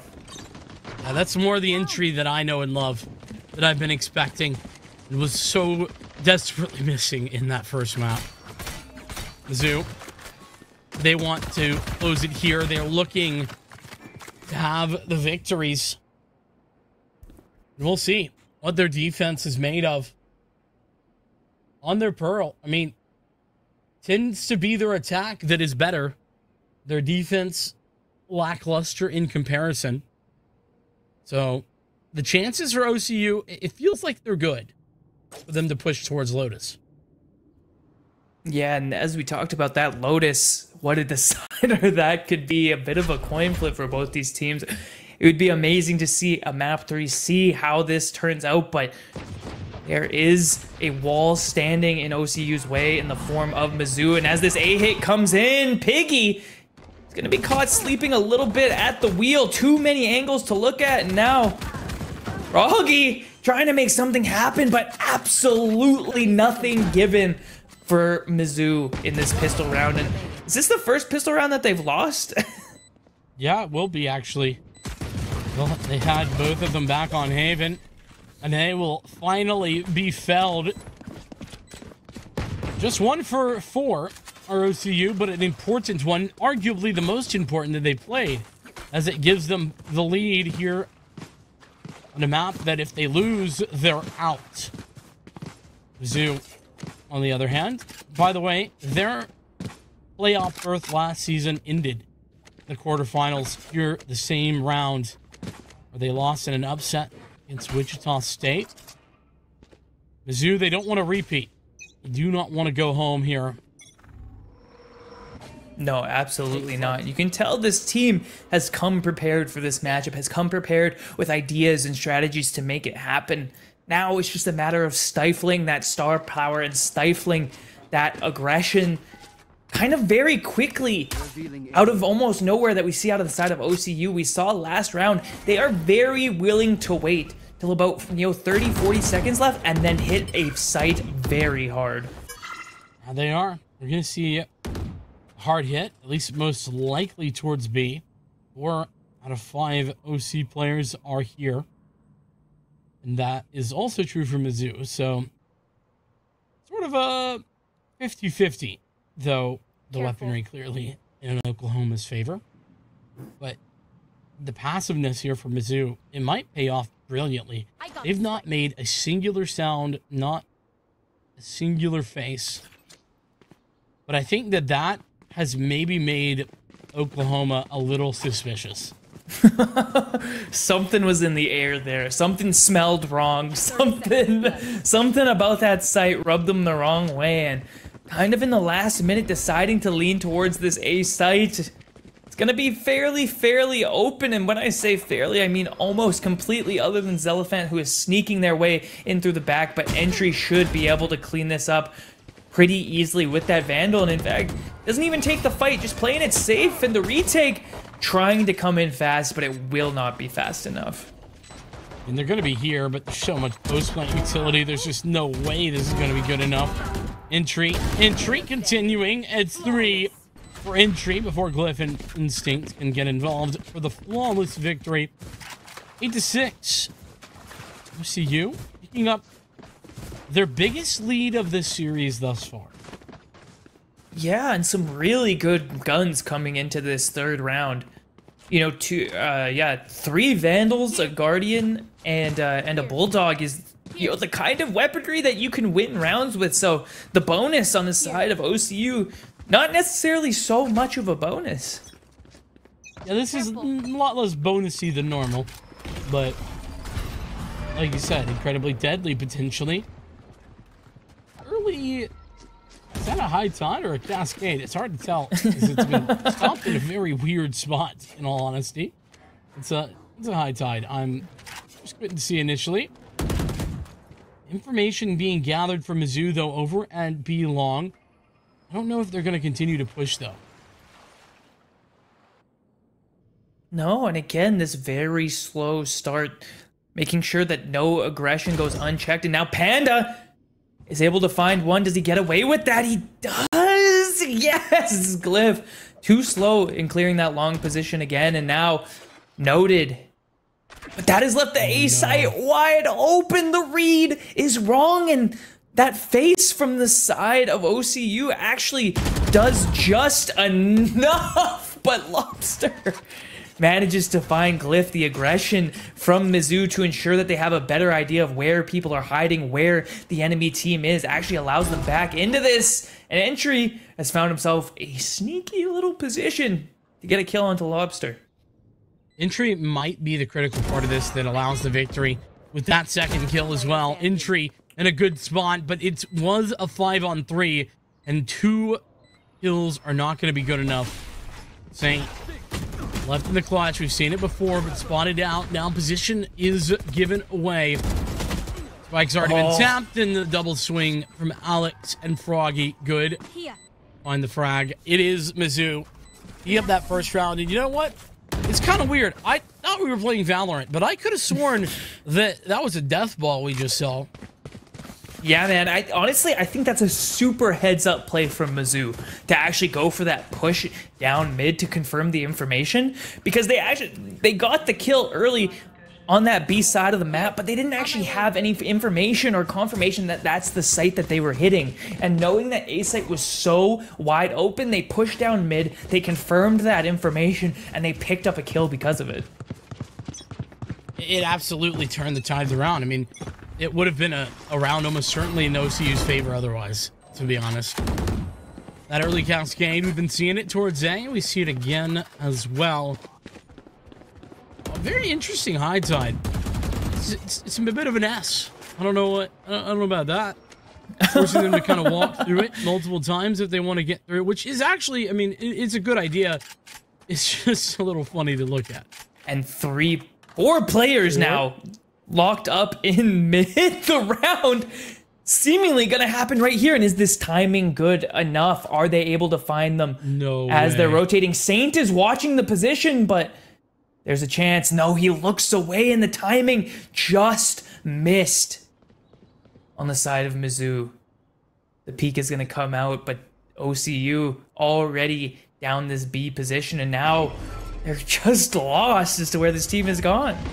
This is going to be an ultra fast flank. Like, how can you be so expecting the Mizzou are going to be here almost instantaneously? The plant will go down, sure, but that's not a problem. Or it won't go down. Saint gets pulled off from the gravity well, and it won't be able to deny it a second time, but that just allows the timing to be even better as Iggy comes from the other direction, finding the placement, and it's one a second now. Lobster, the running back available, but is it even going to be necessary? I guess they're going to throw it in just for good measure. I mean, you might as well, man. They located Glyph, who goes down, and the final kill of entry falls to Panda. And I mean, you're just not expecting it. 3 people on the flank that fast, and somehow no Killjoy utility back there either. It means that Mizzou is going to find OC kind of with their pants down as they're trying to get that plant off. You know, most people think that the currency in the game of Valorant is credits. They're wrong. It's not. It's a currency. It's not the currency. The real currency of Valorant is information. And that's exactly what Mizzou have been dealing in this half. They've been playing the information. I mean, this really just 2 rounds. They've been playing the information game beautifully, and they've had infinitely more knowledge than OCU for the entirety of the last 2 rounds. Here. Yeah, I mean, it's it's really tough, and now coming in on an eco, the gun's not looking so good. We've seen a couple ecos go the way of OCU, but this defensive side, as soon as guns have found themselves in play for Mizzou, has looked very, very clean. The aggression has come out in just the right spots, but this is the first round. We haven't really seen any push on the side of Mizzou, just playing it safe with the weapon advantage. But that's what I'm going to say. What a perfect time to play defensively, to just play a bit more standard, is a round where you know you have that weapon advantage, where it's not going to be such a problem. Glyph could find a timing, though. Panda has been super good in the duels, but against Glyph and a Sheriff, we've seen how deadly he can be with this gun. He doesn't expect it. Oh, no, but the whiff! Goes unpunished due to the attempt to get into the astral form, but it's almost not going to matter as Lobster lines up another 2 and now leaves Glyph in a 1v3 situation as the Elephant spends the resurrection on Froggy. Honestly, just res for the eco, really. That's what that is. It has the gun, though. 1 kill, and there's a lockdown. I mean, there's just no time. Don't doubt Glyph. Glyph can do this. The reality is that he has enough time to get the spike planted. I told you, don't doubt him. 8 bullets in the chamber. No way. No way. The tap was so freaking close. I'm telling you, Glyph in a 1vx, you just never say it's over. I mean, in a round that should have been unwinnable, a round that should not have been even remotely close, Glyph gives us a glimpse at greatness before falling in the clutch, and now the spike defuse being waited on for whatever reason. I think there's some fist bumps going on in the pop-off come through. Is that what you're thinking? I'm just saying. I'm spitballing here, but oh my goodness. I've just seen. I'll tell it to you like this. I've seen Glyph in those situations far too many times, and it just happened for me to ever be willing to write him off. Especially after that whiff at the beginning of the round, he had to feel like he had made up for it. Yeah, absolutely, man. Absolutely. Yeah, you're right. After that whiff came through, and by all accounts, he should have died. He almost clutches the round in a 1v3 situation with 15 seconds left, which is nothing short of miraculous. But if you're Mizzou, very thankful that that one went your way, and you're going to be pretty healthy in terms of the economy. And something we have to notice is that Mizzou's been coming in with these light shields a lot of the time, and I have to wonder if they're going for that like Fnatic-esque, you know, econ play where they know the other team buys Vandals, so they're just buying light shields on the back end of things, and it's made things look a little bit more comfortable for them. I don't know if the reason is because of the Vandals or if it's just to get like the best out of the econ. Regardless of the reasoning, though, yeah, it's something that they've done pretty often, and I've seen them do before. I'm a little bit split on it. I don't know. What's your opinion? I feel like it can be good, and also you can get a little caught up in it. Yeah, I've seen it bite people in the back, honestly, more times than I've seen it work out for them. Like, luckily, there's not a character like Raze on the map right now, which makes that strategy a lot riskier. But even characters like Sova, Breach, and Killjoy with the mollies can make that so that 25 health ends up mattering a lot. And so we haven't seen it kind of bite them too much. It's just a matter of if it will in the future. And an amazing entry coming out from Entry himself as he takes that bracket area and finds 2. He finds 3 as the Killjoy ultimate comes out to try and secure the plant. What would have been a 4th taken away from him. And now looking for the last player in Zelephant. 1v3 required now for Alex. Plant just now going down. Spike planted. No resurrection available. 3 bullets currently in the chamber as well. Just to keep a notice on that one. But it surely not. I think it seems outside of reason. It also seems irresponsible. Like, do you not just save the up here? Yeah. Yeah, and that's, you know, looking for a kill on the way out, maybe as someone was rotating back to safety, unable to find it, means that he's going to try and put this operator in the back pocket, and I don't think he's going to get too much chase from OCU, just due to how poor their own finances have been. They can't really afford to lose another gun on the back of this round. No, there's no reason to be going for fights here at this point. Look, this is a tied game. It's still incredibly close, and this round, I mean, props to Entry, who did, I mean, got hit with a Reckoning, was stunned, and still hit that, look, just swinging one tap on the player backhaul. I mean, that was brilliant. Found even more of that, and I don't know what Lobster was thinking, but just had too many directions to look whilst on the site. Was the last there. Enough to buy, though.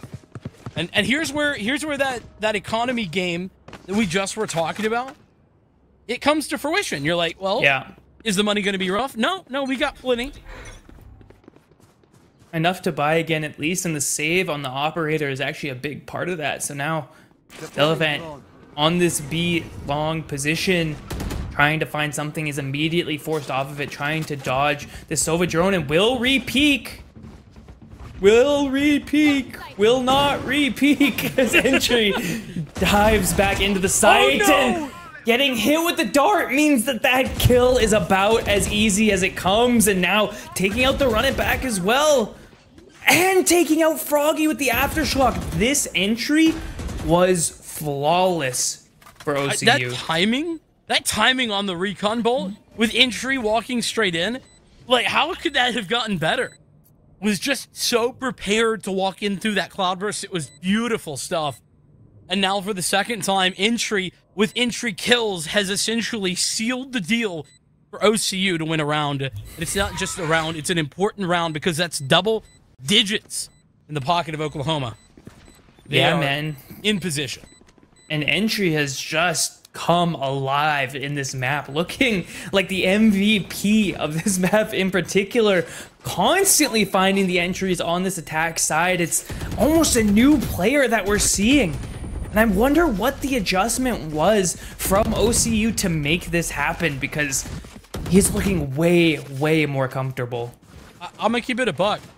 The entry we saw in map 1 is the outlier. This is the normal entry.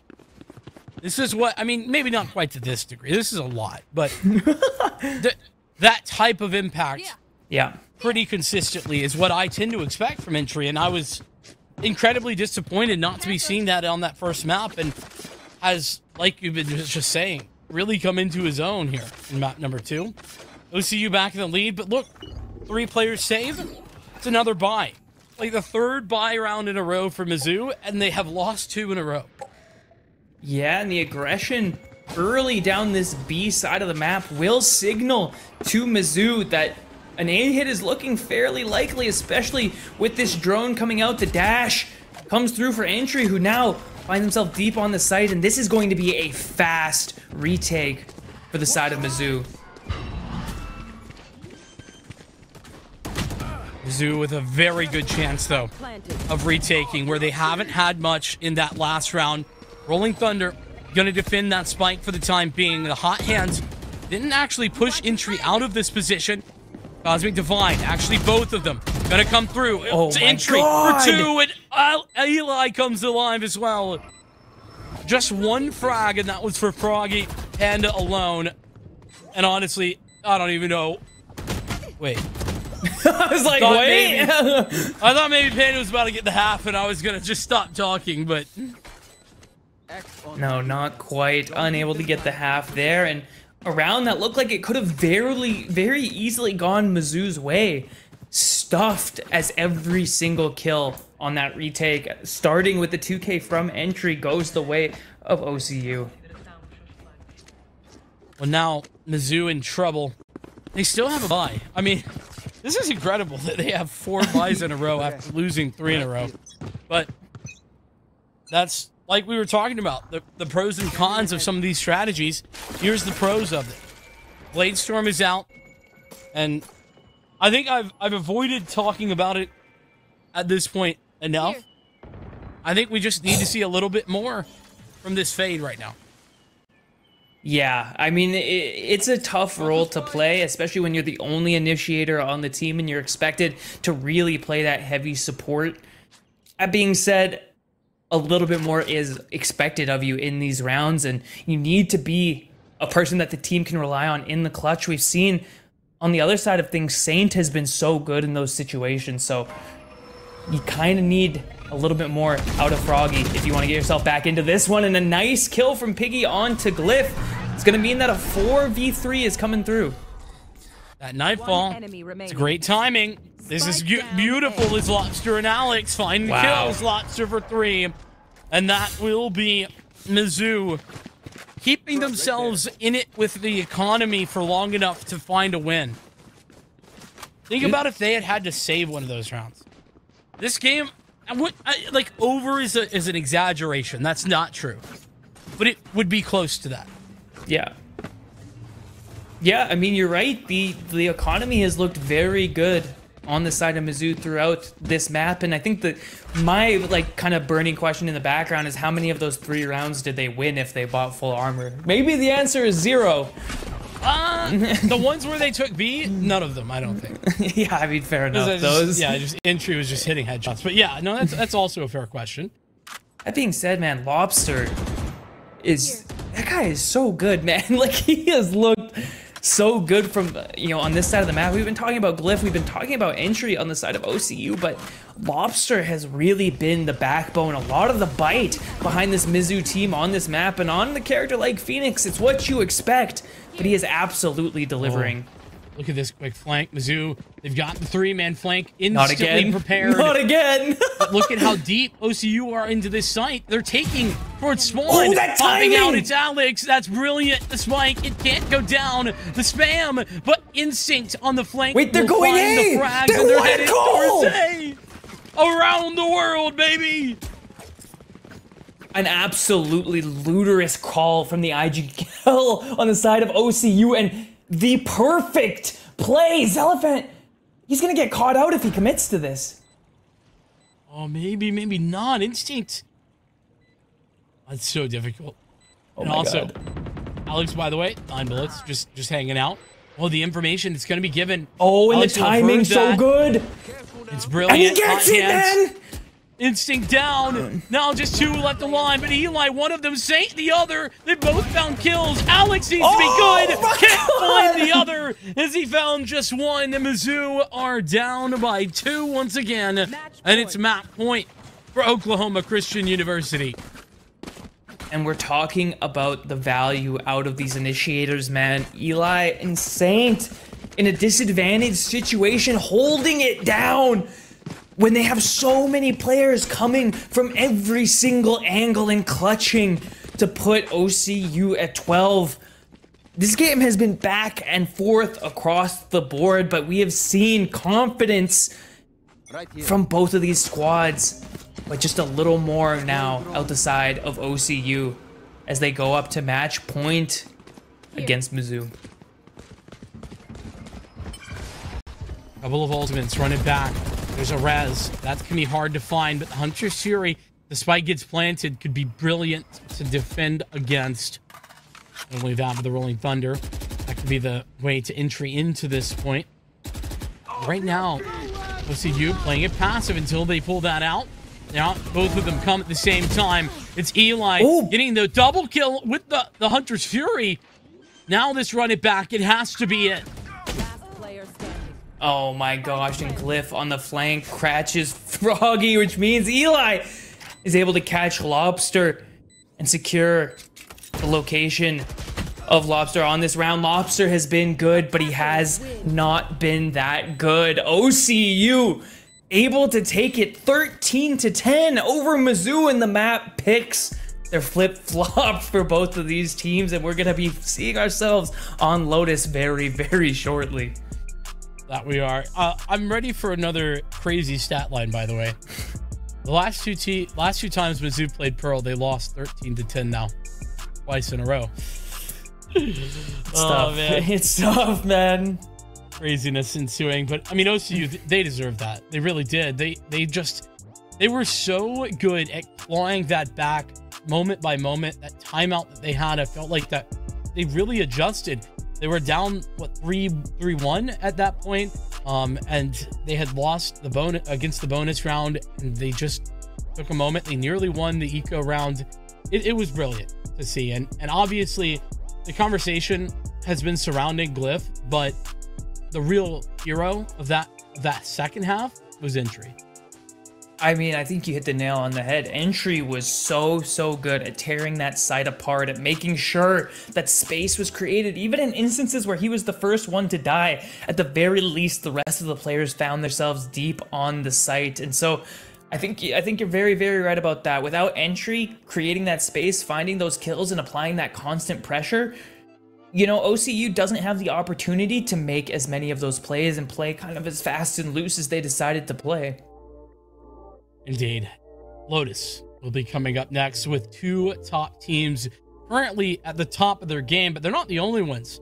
Corsair is also at the top of their game with all of their latest innovations and peripherals. The next Star League is powered by Corsair.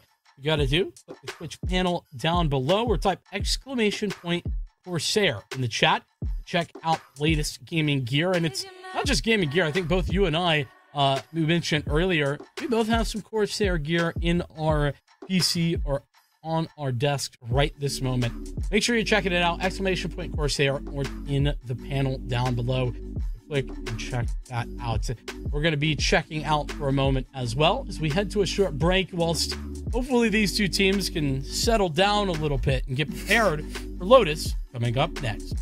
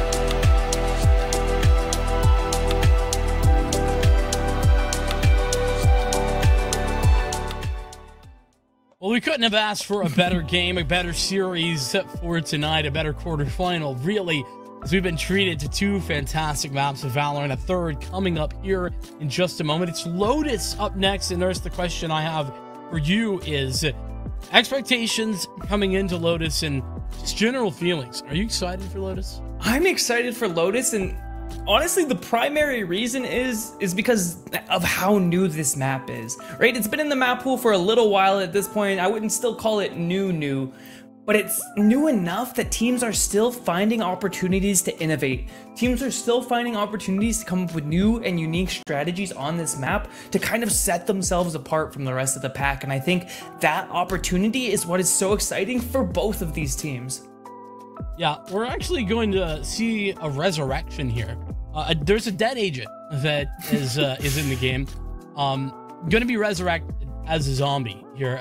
We're going to see some chamber most likely on this map. That's what Mizzou at least tend to go towards.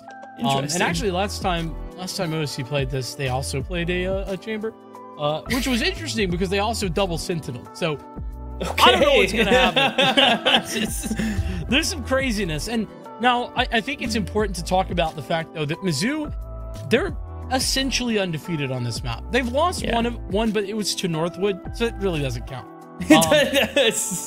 Everybody loses to Northwood. We take that, we understand that's just going to happen, and we put it off to the side over here.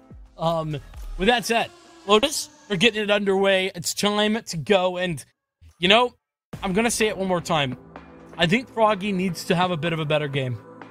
I love Froggy, but unfortunately, I think he had like 6 kills at the end of last game, and I don't think that the amount of like utility assists were requisite to make that reasonable.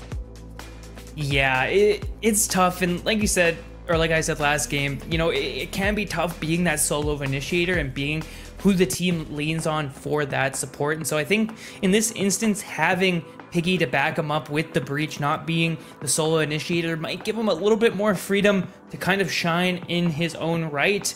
That being said, on the side of OC, they've actually moved away from the chamber and moved towards the Harbor Viper composition that we've seen a couple times on this map. And I have to say, that is definitely a bit of a spicy one as well. So, yeah, I think that the interesting part of that is that there's actually not any like previous games, at least not on VLR, that they've played this composition. I'm sure this isn't new for them, but the fact is that we haven't gotten to see it yet. And so that leaves me both excited and a little bit testy. I'm like, is this going to be good enough? I don't know. I think it's interesting, and you know, even on the side of Mizzou, I like the composition where Lobster was so strong on that last map, and keeping him on the chamber just gives him opportunities to keep playing in that power position role, while putting Zelafant back on a duelist role instead of the Sage gives him a chance to perform like he did in that map 1 as well. So it's almost a bit of a marriage between the roles on the last 2 maps for these guys, and I would love to see them kind of mirror those performances. I'm in the same boat. Here. Now Mizzou down 1 member, but that's all good. I say that actually. We got things flipped around. It's OCU down a member. Time being. I also am always interested to continue to see race here. I think it's good. It can just be a little bit situational, I think is the right way to call that.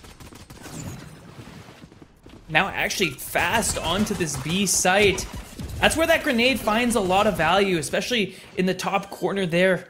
There's a lot of damage to be had in these tight corridors, but if you're not watching the spike planner, Glyph is going to take advantage of that, finding 2, putting them in an alright situation, better than they were. A chance at this retake now. Entry gets some damage, but not the kill, and as I say that, Saint begins to clean it up.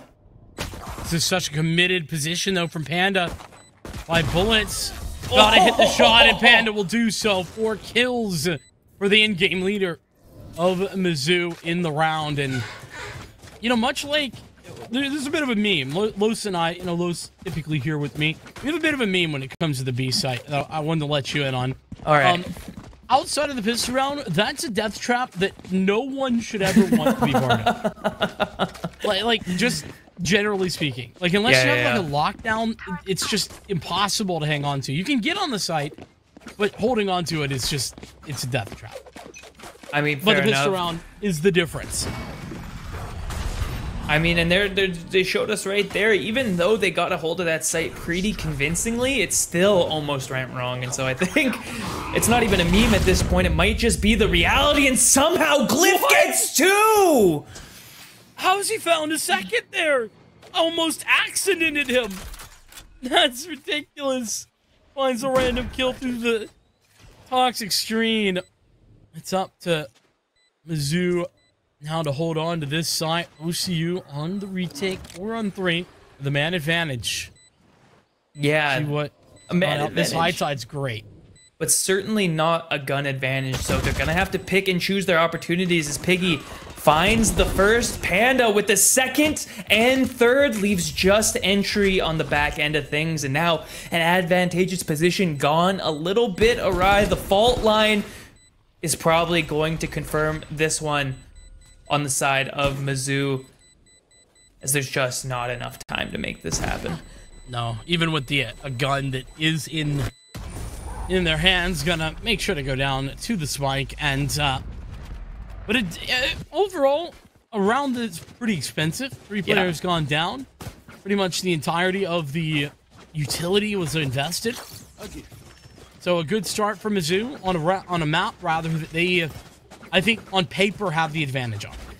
And I think a return to form on these pistol rounds as well. Coming in now with what is it, 4 out of 5 going their way? Yep. I mean, it's a great spot to be in if you're Mizzou, and I think you're looking to capitalize on making sure that these pistols are really just a part of your domain. Lobster making no attempt to actually dodge that guiding light. Just decides to commit to it, but Lobster will end up going down to Instinct, who got aggressive. There. Taking a peek and finding that frag. An OCU opening pick. We haven't seen many of those this game, at least this map rather, thus far. What a place to be in. How is Alex okay? And now having a little bit of trouble finding their way in, but Panda actually seen as he sneaks into the backside, and the Molly will take out Piggy for a flawless on the side of OCU. And I think something worth mentioning here is we're actually seeing a little bit of a role swap on the side of OCU as well, with Entry going towards the Killjoy and Instinct going towards the Raze. Well, not only that, but Glyph going from playing Sentinel roles onto the controller this time as well. Yeah. It's essentially everybody changing things up. I mean, Instinct has been on Duelists before and does play Duelists on some maps. But yeah, Entry very, very different with the Sentinel. Yeah, it's an interesting kind of move up from these guys, and I'm interested to see.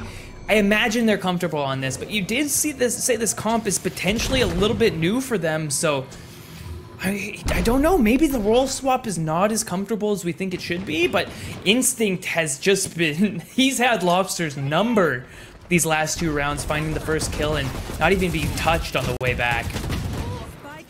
Oh, nice shots from Mizzou. They don't have the full weaponry, but they certainly have the headshots when it's required. Plant's gonna go down. Oh, nasty shot from Saint. That was disgusting. Mizzou now down to 2. There's not a lot left for them to do other than just try and hang on to this side. They're playing pretty aggressive on it. Yeah, they do have the Molly, they do have a couple of dark covers, and they do have the Paranoia, so this is far from unwinnable, but as Panda goes down to that entry on the retake from Instinct, it's going to become impossible, and OCU ties us back up at 2, but off the back of what was a save round, you're not too mad if you're Mizzou. I want to also add some context and caveats to what I was talking about with regard to this comp for OC, though. We haven't seen a recorded game, meaning on VLR, since March. Okay. So it's been a while. Like, it's been a month and a half. Also, they have a ton of games that aren't on VLR. So Yeah. we just don't know any of the map information. So we just don't know how much they've played it since then. So yes, could be a little newer, but most likely it's well practiced. Yeah, that makes a lot of sense. And they look well practiced as the aggression has been kind of calculated, and Lobster has been having a lot of trouble in this one-on-one duel against Instinct. That being said, the op shot from entry, he was blind. That man was zooming. It didn't matter. Oh. Unfortunately, the reswing is the undoing of entry. Showstopper. But it looks like that's not going to find much of anything, as there's really nobody in the near vicinity to shoot that at. Well, look at this fight that's going to happen in spawn right now. Lobster is going to get taken out by Eli, and Piggy, not expecting another person there. Instinct finds the spike, and now a 1v2 situation. Panda's been located. Oh, and Panda, who's been very good just individually over that last map, gets felled by Instinct. That's got to feel good, because I'm sure that you recall the amount of times that Panda just dumpstered Instinct the last map at B-Long. It happened more than once. There's no doubt about that. It happened more than once. And I think when we were talking about the start of this game, how we expected players like Lobster and Zelephant on these roles to be able to find those big impact frags or those big impact moments. It's still early days, but that impact has been sorely missed for this Mizzou squad, as both of these guys have not really found their footing yet. I think specifically you have to talk about Alex, who's 0-5. Has a couple of assists, but still, no frags to be had on a duelist role. You need to have that. Panda's doing just fine. Panda's like, give me more headshots. I'll have them. Unfortunately, the rifle just a little bit better, but Lobster on the headhunter is good for the quick trade. Alex saying, let me try this one more time. Playing a dangerous game, but the danger is running in his veins. What game are we playing, man? For real, what game are we playing? I don't know. Alex is playing pinball. a little bit of something different on that side of things, and unfortunately unable to secure the shot, but Alex kind of letting that one go. A shot that should have been easily secured, and now Froggy not capitalizing on this rolling thunder either. Oh boy. Cliff doesn't get the half, I don't believe. No. 1v1. And called out on it too. Now spamming. So well paid from Cliff, man. So well played, well called, and with nothing but time is able to clutch out that round. And again, that was a save, but you can't help but feel like that should have gone the way of Mizzou, especially with the op in the hands of Alex there that just went wide. Yeah, also, I don't know how exactly they knew Froggy was there, like in the back line. I thought for sure Froggy gets a free kill, but Glyph was just so freaking aware. Just like, oh yeah, no, I know about that. Don't you worry. Despite 3 players being alive. But nonetheless, OCU, a very good position for them at this point. Mizzou, they didn't necessarily have the full buy last round, and they were that close. They were very close. So at least that gives them confidence to come into this one. They're going to get a showstopper here with this orb, and maybe that could be the entry for them onto A. Yeah, it's going to have to find some sort of value. There needs to be space made for this Mizzou team. And honestly, I wouldn't even mind seeing the showstopper come in through tree, some aggression like that. But the more you wait in this situation with almost no pressure anywhere else on the map, the more time that this OCU team has to rotate, and as they're trying to get into B, the spike actually falls. There's a curse on this B side, I'm telling you, man. It's just real. We'll see if the curse continues. Man disadvantage, but the lockdown for OCU, that's going to be the key. Panda, though, could be the thorn in the side of Oklahoma. But he's going to actually, from the shadows, teleport out of there. This is a good from the shadows. Oh, a 2K on the side of Zelephant as they're worried about their back end. gives Mizzou a chance in this round. The defender killjoy ult and the Cove is gonna make this one a little trickier, and Saint finding kills, but Panda on the back end with 3 secures the round for Mizzou in what was honestly what felt like a must-win round. It was, and as much as I've talked about the B site being deadly, it's that from the shadows. Panda in a position nobody knew for OCU where Panda went, so they didn't have any idea. That being said, I think if they just sat in the Cove and hit the defuse, they probably win the round. Yeah, I think there was enough time. I mean, I could see everything and they can't, so it's cheating. But you know, I'm just saying, take that statement with a grain of salt, but also just hold the defuse. Smile.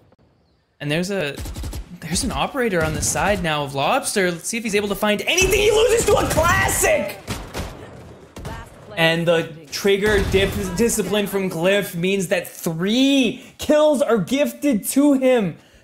It's just the fundamentals this round, giving Mizzou a hard time, not anticipating someone in that close-up position, and it spells doom for this entire round. And Froggy now in the 1v3, a player that we've been calling upon for a little bit more. Is he able to find this clutch? Honestly, don't even know if you should go for it here, but looks like Froggy's going to be interested. Okay. Interesting satchel performance right there from OCU. Wait! Froggy is there. You have to know he's up there. You have to know, Froggy. A slightly wrong guess after the satchel play from Instinct, and moments away from greatness means that the Thrifty will go the way of OCU. Somehow, on the other side of the map, Lobster's op lost to a classic. You know, and I was like, that's a pretty aggressive satchel maneuver for Instinct. And you would have thought it would have been her, but clearly it wasn't. So it turns into the perfect play. Well, an ult I haven't seen in a while. Tour de Force coming into this round.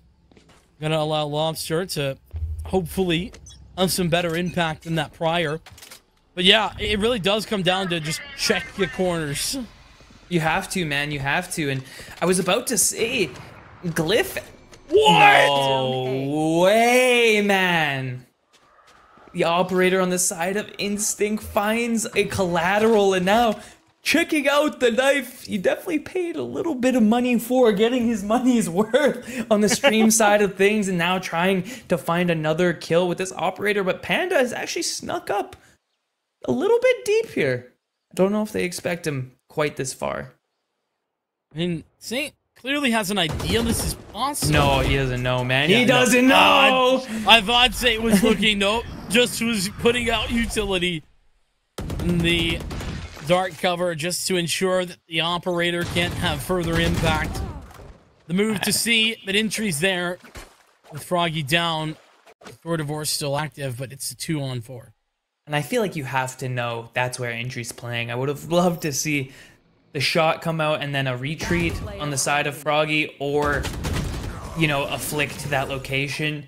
But unfortunately caught as he's shooting the turret, and Eli unchallenged, unexpected on that B site. And now OCU putting a little bit of a lead on the board, and Mizzou pumping the brakes for the first time this map. Yeah, this is a little bit concerning for Mizzou, I think.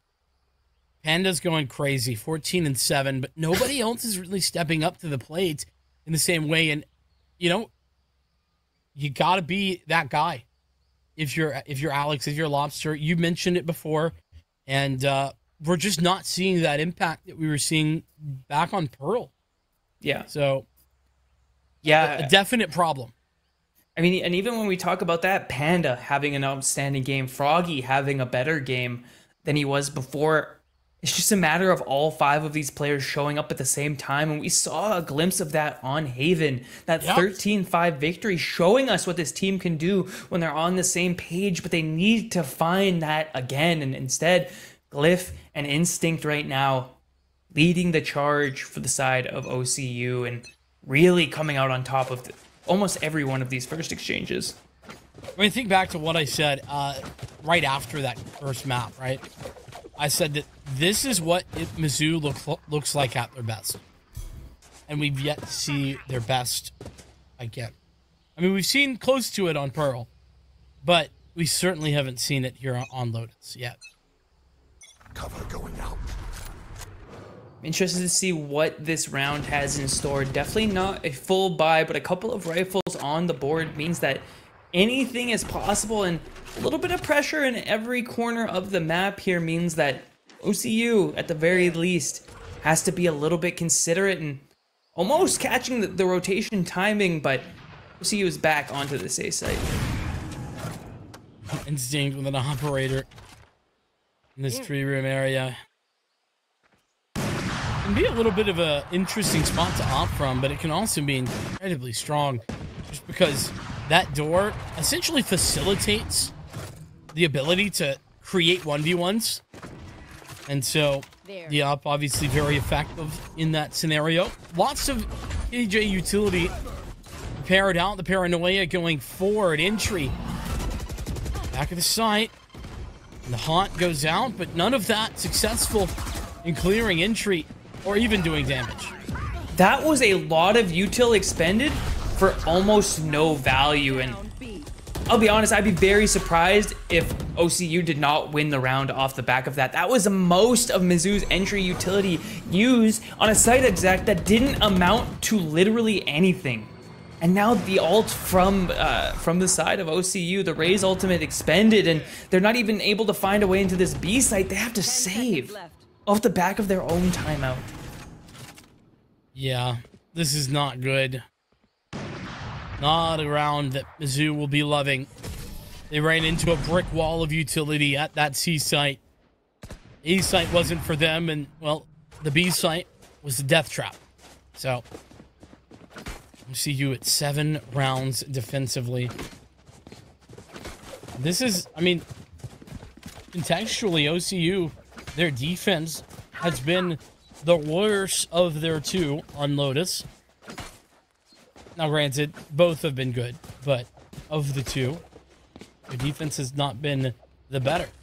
The fact that they're already up at this half, no matter the outcome of these next couple of rounds, is incredible. Yeah, it's a great spot to be in if you're at the side of OCU, and Instinct cannot miss an op shot within the first 15 seconds of the round. It just has not happened, and it's honestly starting to become a little concerning that those shots keep happening, because it's not that tricky. There hasn't been that much change, right? They're just taking these fights up long and losing them, but instead Zelevant finds a timing onto Eli, and Panda a little bit of a timing onto Glyph, and some control gifted to Mizzou after that initial pick. Mizzou really only need to find a couple of more rounds here to give themselves a real chance on their defense. And this round is certainly going to be theirs. Unless something crazy happens. It's a 2-on-4. It's Panda though, man. It really is. Panda is making these rounds happen when they count, but this is a 5-man team, man. You cannot rely on this guy to find 2 every time you want to have a chance. Or 3. I mean, 3 works too. Yeah, hey man, I'll take all 5 if you're given, but exactly. Yeah, 17 and 8, and we're not even at the end of the first half, 1 round away from it. That's hard carry territory. It's a heroic performance. Like, it's literally heroic. My line in the sand for hard carrying a team in a half is, you know, probably 16 plus. If you're hitting 20 in the first half, you're GOAT level right there. Yeah. And to be doing that and be down 7-4, like, it's just... And be in-game leading? Yeah, and that, man. Not even just as another member of the team, but also calling the shots. It's unexpected. And you would hope that the rest of the team would be able to step up off the back of this, and even after getting hit by the Nightfall, Saint is able to find one. Eli able to find another, and the high tide means that Eli is able to take a couple of 1v1s. Lobster finally an opportunity to take a shot, and now the 2v2 situation. The clutch. Lobster. Very winnable. Either side, though, is really looking at. Look. New skin. It's not a strike one. Are you allowed to say that? Probably not, but I did anyway. All good, all good. Oh, they can find me. It'll be fine. OCU. They're a little slow on the uptake here, to be fair. Yeah, they're worried about this op. I mean, fair enough. They should be for that reason. That's tough. That's. Oh, but wait! Oh, whiff! Glyph. The crouch peek glyph now. The whiff on it from Froggy. Glyph unable to secure the kill. Froggy steps up when we need him most to put Mizzou back in this map. A 7-5 half is much better than the trajectory of that half would have suggested. It absolutely was. And like you said, right, we asked for Froggy to step up. We don't need a Froggy performance to be like what Panda's currently doing. We just need it in those crucial scenarios, like that 1v1, for him to come out on top. And he's done that here brilliantly. Credit where it's due. It's just other spaces where Mizzou are falling a little bit flat. That said, I do want to point out that this is a Mizzou team that does not flounder, but they struggle at times on their attack. They are an incredibly good defensive team on Lotus. So, with a 7-5 scoreline, I think the numbers do add up for Mizzou to potentially win this. Panda has actually found himself in this right side position behind the box. Do they check it? It doesn't look like they expect him to be that deep, and the bait from the chamber means that Panda's gonna get one. Unfortunately, not more than that. A little bit of damage on the board is gonna get healed up by the Sky, and they already know chamber is on this C side. Are they able to find anything? Are they able to even commit here? The shot goes wide, and Glyph finds Lobster and Piggy on this C site. And as a Glyph double kill moment that has been so consistent, so brilliant to see. But Alex, find another kill. That's a 2-on-3 now. That's some support. Will be coming in. Froggy tapping on the defuse. This could be actually halved. Almost certainly will be, but Glyph finding a third. Eli there for help, and it'll be 8-5. OC Esports lengthening their lead by now 3. It's one of the strengths of this OCU comp. Once you get the plant down, there's so many smokes. There's so much utility to stop the enemy team from actually, you know, making a coherent retake happen. And those retakes are where we have seen Mizzou really shine, especially on Haven. And so if you're able to kind of put that out, you're kind of able to fan that flame. Yeah. You're probably going to find yourself in a pretty good spot as OCU takes that pistol round. Is a great point, and that's part of the reason that Mizzou have been good, but Instinct, he's so deep, so fast into this site. This is why the Judge, by the way, is one of the best guns in the game. Yeah, man, when your opponents have classics, it's really good. I mean, you're not wrong, but also, stop being reasonable. I just will not hear it. The reason cannot move into my ears. Kill going the way of Mizzou, though, as Zelfant finds entries answered back as Glyph takes him out, and some damage done on the side of Mizzou. A little bit of a weird misplay from both those guys, but only 2 people falling for the side of OCU. A fairly clean looking bonus, and it's going to put them up 9-5 in this map 3. Dream start to the second half. By the way, counting those pistol rounds as we have been, only the second for OCU, but what an important one. They found the 2 critical pistols that they needed, to be honest. Yeah, absolutely. I actually couldn't agree more. The pistol rounds didn't matter until they did. And OCU absolutely finding themselves on top of what were the most important pistol rounds of this game. And so, you remember when we talked about the bonus round that wasn't all that bonusy? This is like the most bonusy bonus round you've ever seen. Yeah, and the aggression coming out of Zelfant early means that it goes from bad to worse as 2 kills are found immediately. One of them being the Judge, already down. Feels bad. Yeah, this angle just is not Judge angle. You're just never gonna win. Also, it was a one-way smoke too, but in position, so. It's the Omen difference on this map. You know, you got Harbor Viper. I'll give it to you. But you can't be throwing one ways just like that. An entry, still trying to find something. Saint trying a little bit to help him out, and now they're going to come face to face with Panda on this C site. And what a game that guy has been having. Nothing but value across the board. And honestly, even retreating, Panda on the other side of the map, playing it safe as Entry tries to keep people on this A side of the map.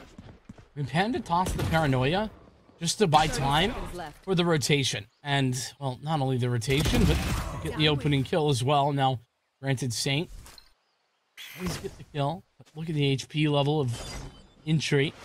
And what is it, 2-on-5? Surely not. Saint, you have another? Oh, and just not enough. The weaponry not good enough to find themselves breaking into that C site. And again, such a calculated, tempered play from Panda to make sure that round goes their way, to make sure nothing goes awry. And now 20-12, man. What can this guy not do on this Lotus? I mean, get some help. That's the answer. Help! Guys, please. I mean, kidding aside, though, Panda is having just a phenomenal game. We're seeing more of that that half armor that we were talking so much about in the last map. I will say that maybe is a little bit more risky on this. I mean, you look at it like all of the damaging utilities. Panda finds a 2K. Panda another. Panda just heated up the ace for Panda. Are you serious? Panda's a one-man army, wrecking crew, and everything else. I mean, get out of the way. At this point, if I'm the IGL on the side of OCU, I'm saying find Panda and run the other way. Whatever site he is not on is where we are going, and an ace to secure that round. That wasn't even a bonus. Or, sorry, it wasn't even a save on the side of OCU. That was a full gun round that Panda shut down almost immediately. Now 25-12. Yeah, that's outrageous. Reckoning gonna be going out onto the B site for OCU. Same time, Viper's Pit connected, but still yet to get a spike planted. Lobster spamming through this pit, making a lot of damage and kills for that matter. This is where the B site does get a little tough. And I think this was a bit of a misplay for the side of OCU. The plan here was to Viper ult and Harbor ult at the same time with these Buckies to get this plant down quick and then defend it in the pit. That went wrong when the spam came out, the Fade utility came out, and players started dying. Now they need to try and put some sort of advantage on the board, and that'll get it started as 2 kills go the way of OCU before they're traded back by Piggy. And Panda now teleports to the A site. This guy's reads, man. It's incredible. What is this guy doing right now, man? Help! Somebody, and honestly, call an ambulance, but not for Mizzou, because Panda has been the doctor this entire game. And as they crawl their way back to 8, it has been this guy over and over and over again. Just doing some quick napkin math here, and yeah, Panda's not quite everybody else's kills combined, but like it's scary close to that. No one's even at double digits. Like, I know, that's what I'm saying. Like, it just shouldn't be this. And then Lobster. There's Lobster. He gives Instinct a little taste of his own medicine, the fight that he was losing so much on the attack side of things. And this defense, all of a sudden, has looked very, very comfortable for the side of Mizzou. But a Rosa ult coming out, no kill found and a kill traded back. So the advantage given away a little bit. And now the Sky Ultimate gonna reveal some locations. Piggy and Panda, though, in such a tricky spot. You never expect to hear, despite that being a trick that you actually ran on your defensive side. Yeah, with the spike down in position and a wild Panda watching it. Dies like a hawk. Oh! Cliff, though, from the other side. Difficult to anticipate. Oh, Lobster, that was close. And the opening pick here. And a 2v2 now. Seems like Glyph might just be in position. Lobster's out in the middle of Narnia right there. Just going to get around the corner in time for the push to come through to be. 30 seconds left. Yeah, he's worried about getting flanked here. He obviously cannot know that there's no one on the flank, but finding the kill onto Glyph, and the spike actually stuck there. So the repeat not coming out, and a chance now for entry to try and make something happen. A little bit ambitious, a little bit, I don't know, kind of lost on where to put that op, but he does not expect the flank here from Froggy, whose positioning is just perfect, and that is the second clutch that this guy has come out on top of. And Mizzou, I mean, off the back of, it was a team effort, but let's be real. Panda. Yeah, man, like I look give at credit. it. Like, he's the most assists too. That's so true. I was just gonna say, like, I want to give credit to everybody else because there was impact there. It's not like they did nothing, but damn, Panda really did just pop off and win 3 rounds in a row for Mizzou out of nowhere. It would be insanity for this game to go Mizzou's way off the back of this. And Panda continued to heat up like this, though. Rare to see a player play this dominantly for 2 halves in a row. Yeah, I was gonna say play this well for this long.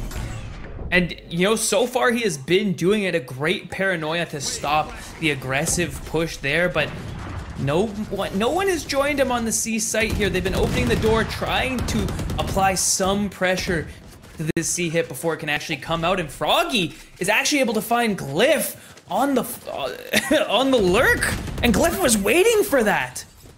Oh no, Panda. Shut down the showstopper. Will do just that. Way! The help of Piggy is Panda. Popping off again. Elephant will find the final frag, but Panda's on 30 now, if my math serves correctly. Sorry. Yep, that's confirmed. No, dude. A4 right there. It's done. Eli's taking a timeout to say, if you see Panda, we're not going to that site. Enough is enough. Enough is enough. The other way. It's not working. It's time to stop pretending that you can beat this guy. It's time to stop. He's on 30 kills and we're not even done yet. 30 kills over 19 rounds. And, I mean, I'm blown away. I'm blown away. Panda is having a life game right now. I'm here for it. Mizzou have retaken the lead as well. After a dominant half, really. I mean, like, scoreline-wise, wasn't that dominant, but then you win the pistol round, and it's like, oh, yeah, actually, this is pretty good. But it's been now 5 rounds in a row that Mizzou have picked up. Yeah. I mean, how do you even begin to break apart this defense? Because it's been Panda everything everywhere all at once with this guy, and picking up kills across the board. And on the back side of it, you know, Froggy with a clutch. Lobster has been hitting some awesome shots on the op and finding those picks when they count. The rest of the team has started to show up as well, and so we kind of hinted at it before. Once this team gets going, once they're firing on all cylinders, they look near unstoppable. Early utility. Alex is going to be in position. This is actually really scary for Instinct. I think that this will give some information or not so much. Alex is now on his own. Actually, no, has one player to help. I made a mistake. That first shot, it's there for Alex. Sees the player cross, takes the second shot, but Froggy's still here, and the spike has been dropped. Another fight potentially to be had, but it's Lobster to hit the shot, and now Froggy to follow up with another. The team stepping up, as mentioned, and stepping into 11 rounds. No Panda value that round. The first round this half that he didn't have to do anything. He still got, what, did he get 2 assists that round somehow? Something like the that. smoke, Yeah, like, oh my god, man. Actually, yeah, that's what it was. Somebody stop this guy. And I think something worth mentioning is on this attack half, Glyph has really not found much value at all on the lurk. He's been dead first all the time. That's the problem. I mean, like, fair enough. If Lobster's not finding that opening pick against him, then he's just trying to flank, and somehow, some way, there's just a Panda in the way. Yeah, man, it's starting to look like we're playing Tekken with the way the Panda's taking us to the championship, and now the operator online. This is going to look like it's going to be a retaking Glyph. As I say it, as I call out the value that we have been missing from this guy, he does just that. He finds the value that we needed. An Instinct in a bit of a cheeky spot here. Gonna have to see if Lobster expects it. I don't know how you could expect this. This is a really tough one. And they're double facing it as well, so that just makes it even that much harder. Yeah. Panda gonna go down. Oh no. Oh no! Oh my goodness. Oh, but he expects it and he misses! Oh, that's brutal from Lobster. Had to win that fight. This is a 1-on-3 and it won't be there. OCU, that's their first round since the pistol and the anti-eco. They've won this half. Holy moly. I mean, this game could not be closer. It absolutely could not be closer. And honestly, that round going to them off the back of an op shot that should have been the easiest one that Lobster hit all day, but sometimes it's in those moments that they become the hardest. And now, like you said, the first round since the pistol, able to put it on the board, able to reach double digits, and looking to tie themselves back up with Mizzou. Oh, but Mizzou, they still have guns, they still have economy, and they have some ultimates too. Speaking of, hey, that's a nightfall. Just gonna gather a little bit of control and information towards the A side. That's where 3 players are located. Panda getting aggressive from the shadows, ready to go. Could be popping out anywhere at any time. The Reckoning, that's gonna come through as well, but doesn't matter that he's stunned. What a ridiculous win as Alex gets another. To trades are brilliant, and from the shadows now comes in. A 3v3, expecting this aggression from Eli. He waiting for it, and he's gonna have the Rolling Thunder for this retake. All 3 players are on this site, and this should come in immediately. The plant not even able to go down, and now the site retaken as these players are stuck in tree. And his positioning is absolutely brilliant. There's just no way to anticipate these close players. And with 35 seconds now remaining, yeah, they could rotate to B, for example, but there would be just as fast a rotate for the defense. They're just going to swing it together. They're lined up. Essentially, Glyph swings out. It's only the one. Eli there for a trade. Now it's up to Lobster. 1-on-2.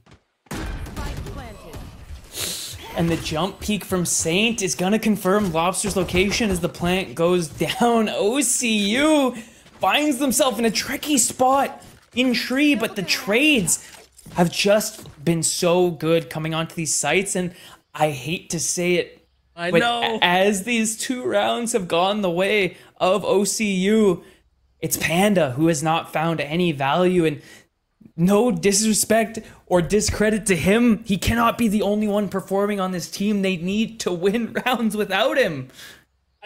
Yeah, I think that's the key, right? Like, the fact that as soon as Panda isn't getting 2 kills around, they lose is... It does, it's a problem. It's a problem. It does show how dominant Panda was for this half to go the way that it has. There's still time. The timeout called by Mizzou. They are ready to go. And I'm blown away at what Panda's already been able to do. But if Panda can just will this team into the next round, I mean, that would be so brilliant. Just the storyline, I love it. It's hard to get much better. A guy that he's looked good throughout the whole series, but just absolutely a fire lit underneath him in this game 3. The will of 1,000 suns, the passion of every single warrior that Mizzou could summon. They've all collected their spirits together under Panda, and now Solo on this B site is going to be facing the full wrath of OCU. Oh, but he could do it before. He's got a shorty. Maybe he can do it again. Oh, he expected the shorty's going to do it! He's got the recall and the victory at that. Paranoia set up, Showstopper moving forward. That's going to be shut down, but not before the Showstopper can get pulled out. OCU down by 1 as they regress. Okay, whew. Raid boss down. Raid boss down. Instinct finds the frag that they were looking for, but he's also taken down to very low HP. The heal coming out from Saint puts him back to 100 at the very least, but we have to remember the operator is still online for Lobster on this C site. He's still going to get a shot, and with no smokes, they're gonna need to find a way on. And this might be it, man. This might be it. Those Seekers gonna at least give the information of where this player is located. Gonna swing it in. Instinct has the angle. A sliver of an area to take a shot at it. Instinct hits it brilliantly. Piggy nearly gone. That HP diff was almost a problem. Froggy up top. Instinct taking this round by storm. Defeated the raid boss, and now he's turned himself into one on his own. The patience. And the save coming out from Piggy after a heroic start from Panda, shutting down Glyph and shutting down the Viper roll immediately. It is still not enough, man. It needs to be enough. It has to be. OCU. They're going to win the round, and Instinct coming alive at the perfect time. I mean, has been good all series. Let's not pretend. For sure. But yeah, I mean, what a moment to have just a triple kill. Yeah, seriously, and building himself up the showstopper at that. There's no other ultimates even close to being a factor in this match point. Can they close it here, or are they going to overtime? At this point, it almost feels like it's up to Panda if either of those things are happening, but I'm hoping for the sake of Mizzou and Panda's sanity that they are able to close it out here. I think OCU deserve this win, to be honest. We'll see how it goes, though. They fought hard for it, though. It's kind of what I'm thinking. Ooh. Going back in time right there. A little nade C's combo. Let's get it. That's the day one. That's the day one for real. Trying to find some value there. A lot of the damage going to be healed back up, and now no satchel packs on for Instinct. So that rolling, or not the Rolling Thunder, but the showstopper, gonna find a little bit less value than it may have otherwise. And sneaking now through the connector onto this B site. There's 3 players there, and only Piggy on the side of Mizzou is watching that angle. And he will be smoked off. Mizzou don't want to make a mistake. No. So they're just letting OCU have this B site. Showstopper went out. That's essentially be the tip of the spear, but entry. This is the power position. If they don't check him here, that changes the entire dynamic of the round, as entry becomes the player that must be found on this A site. There's a flank coming through as well. Lobster's on it, but is going to get shut down. Saint has that frag. Players pushing forward.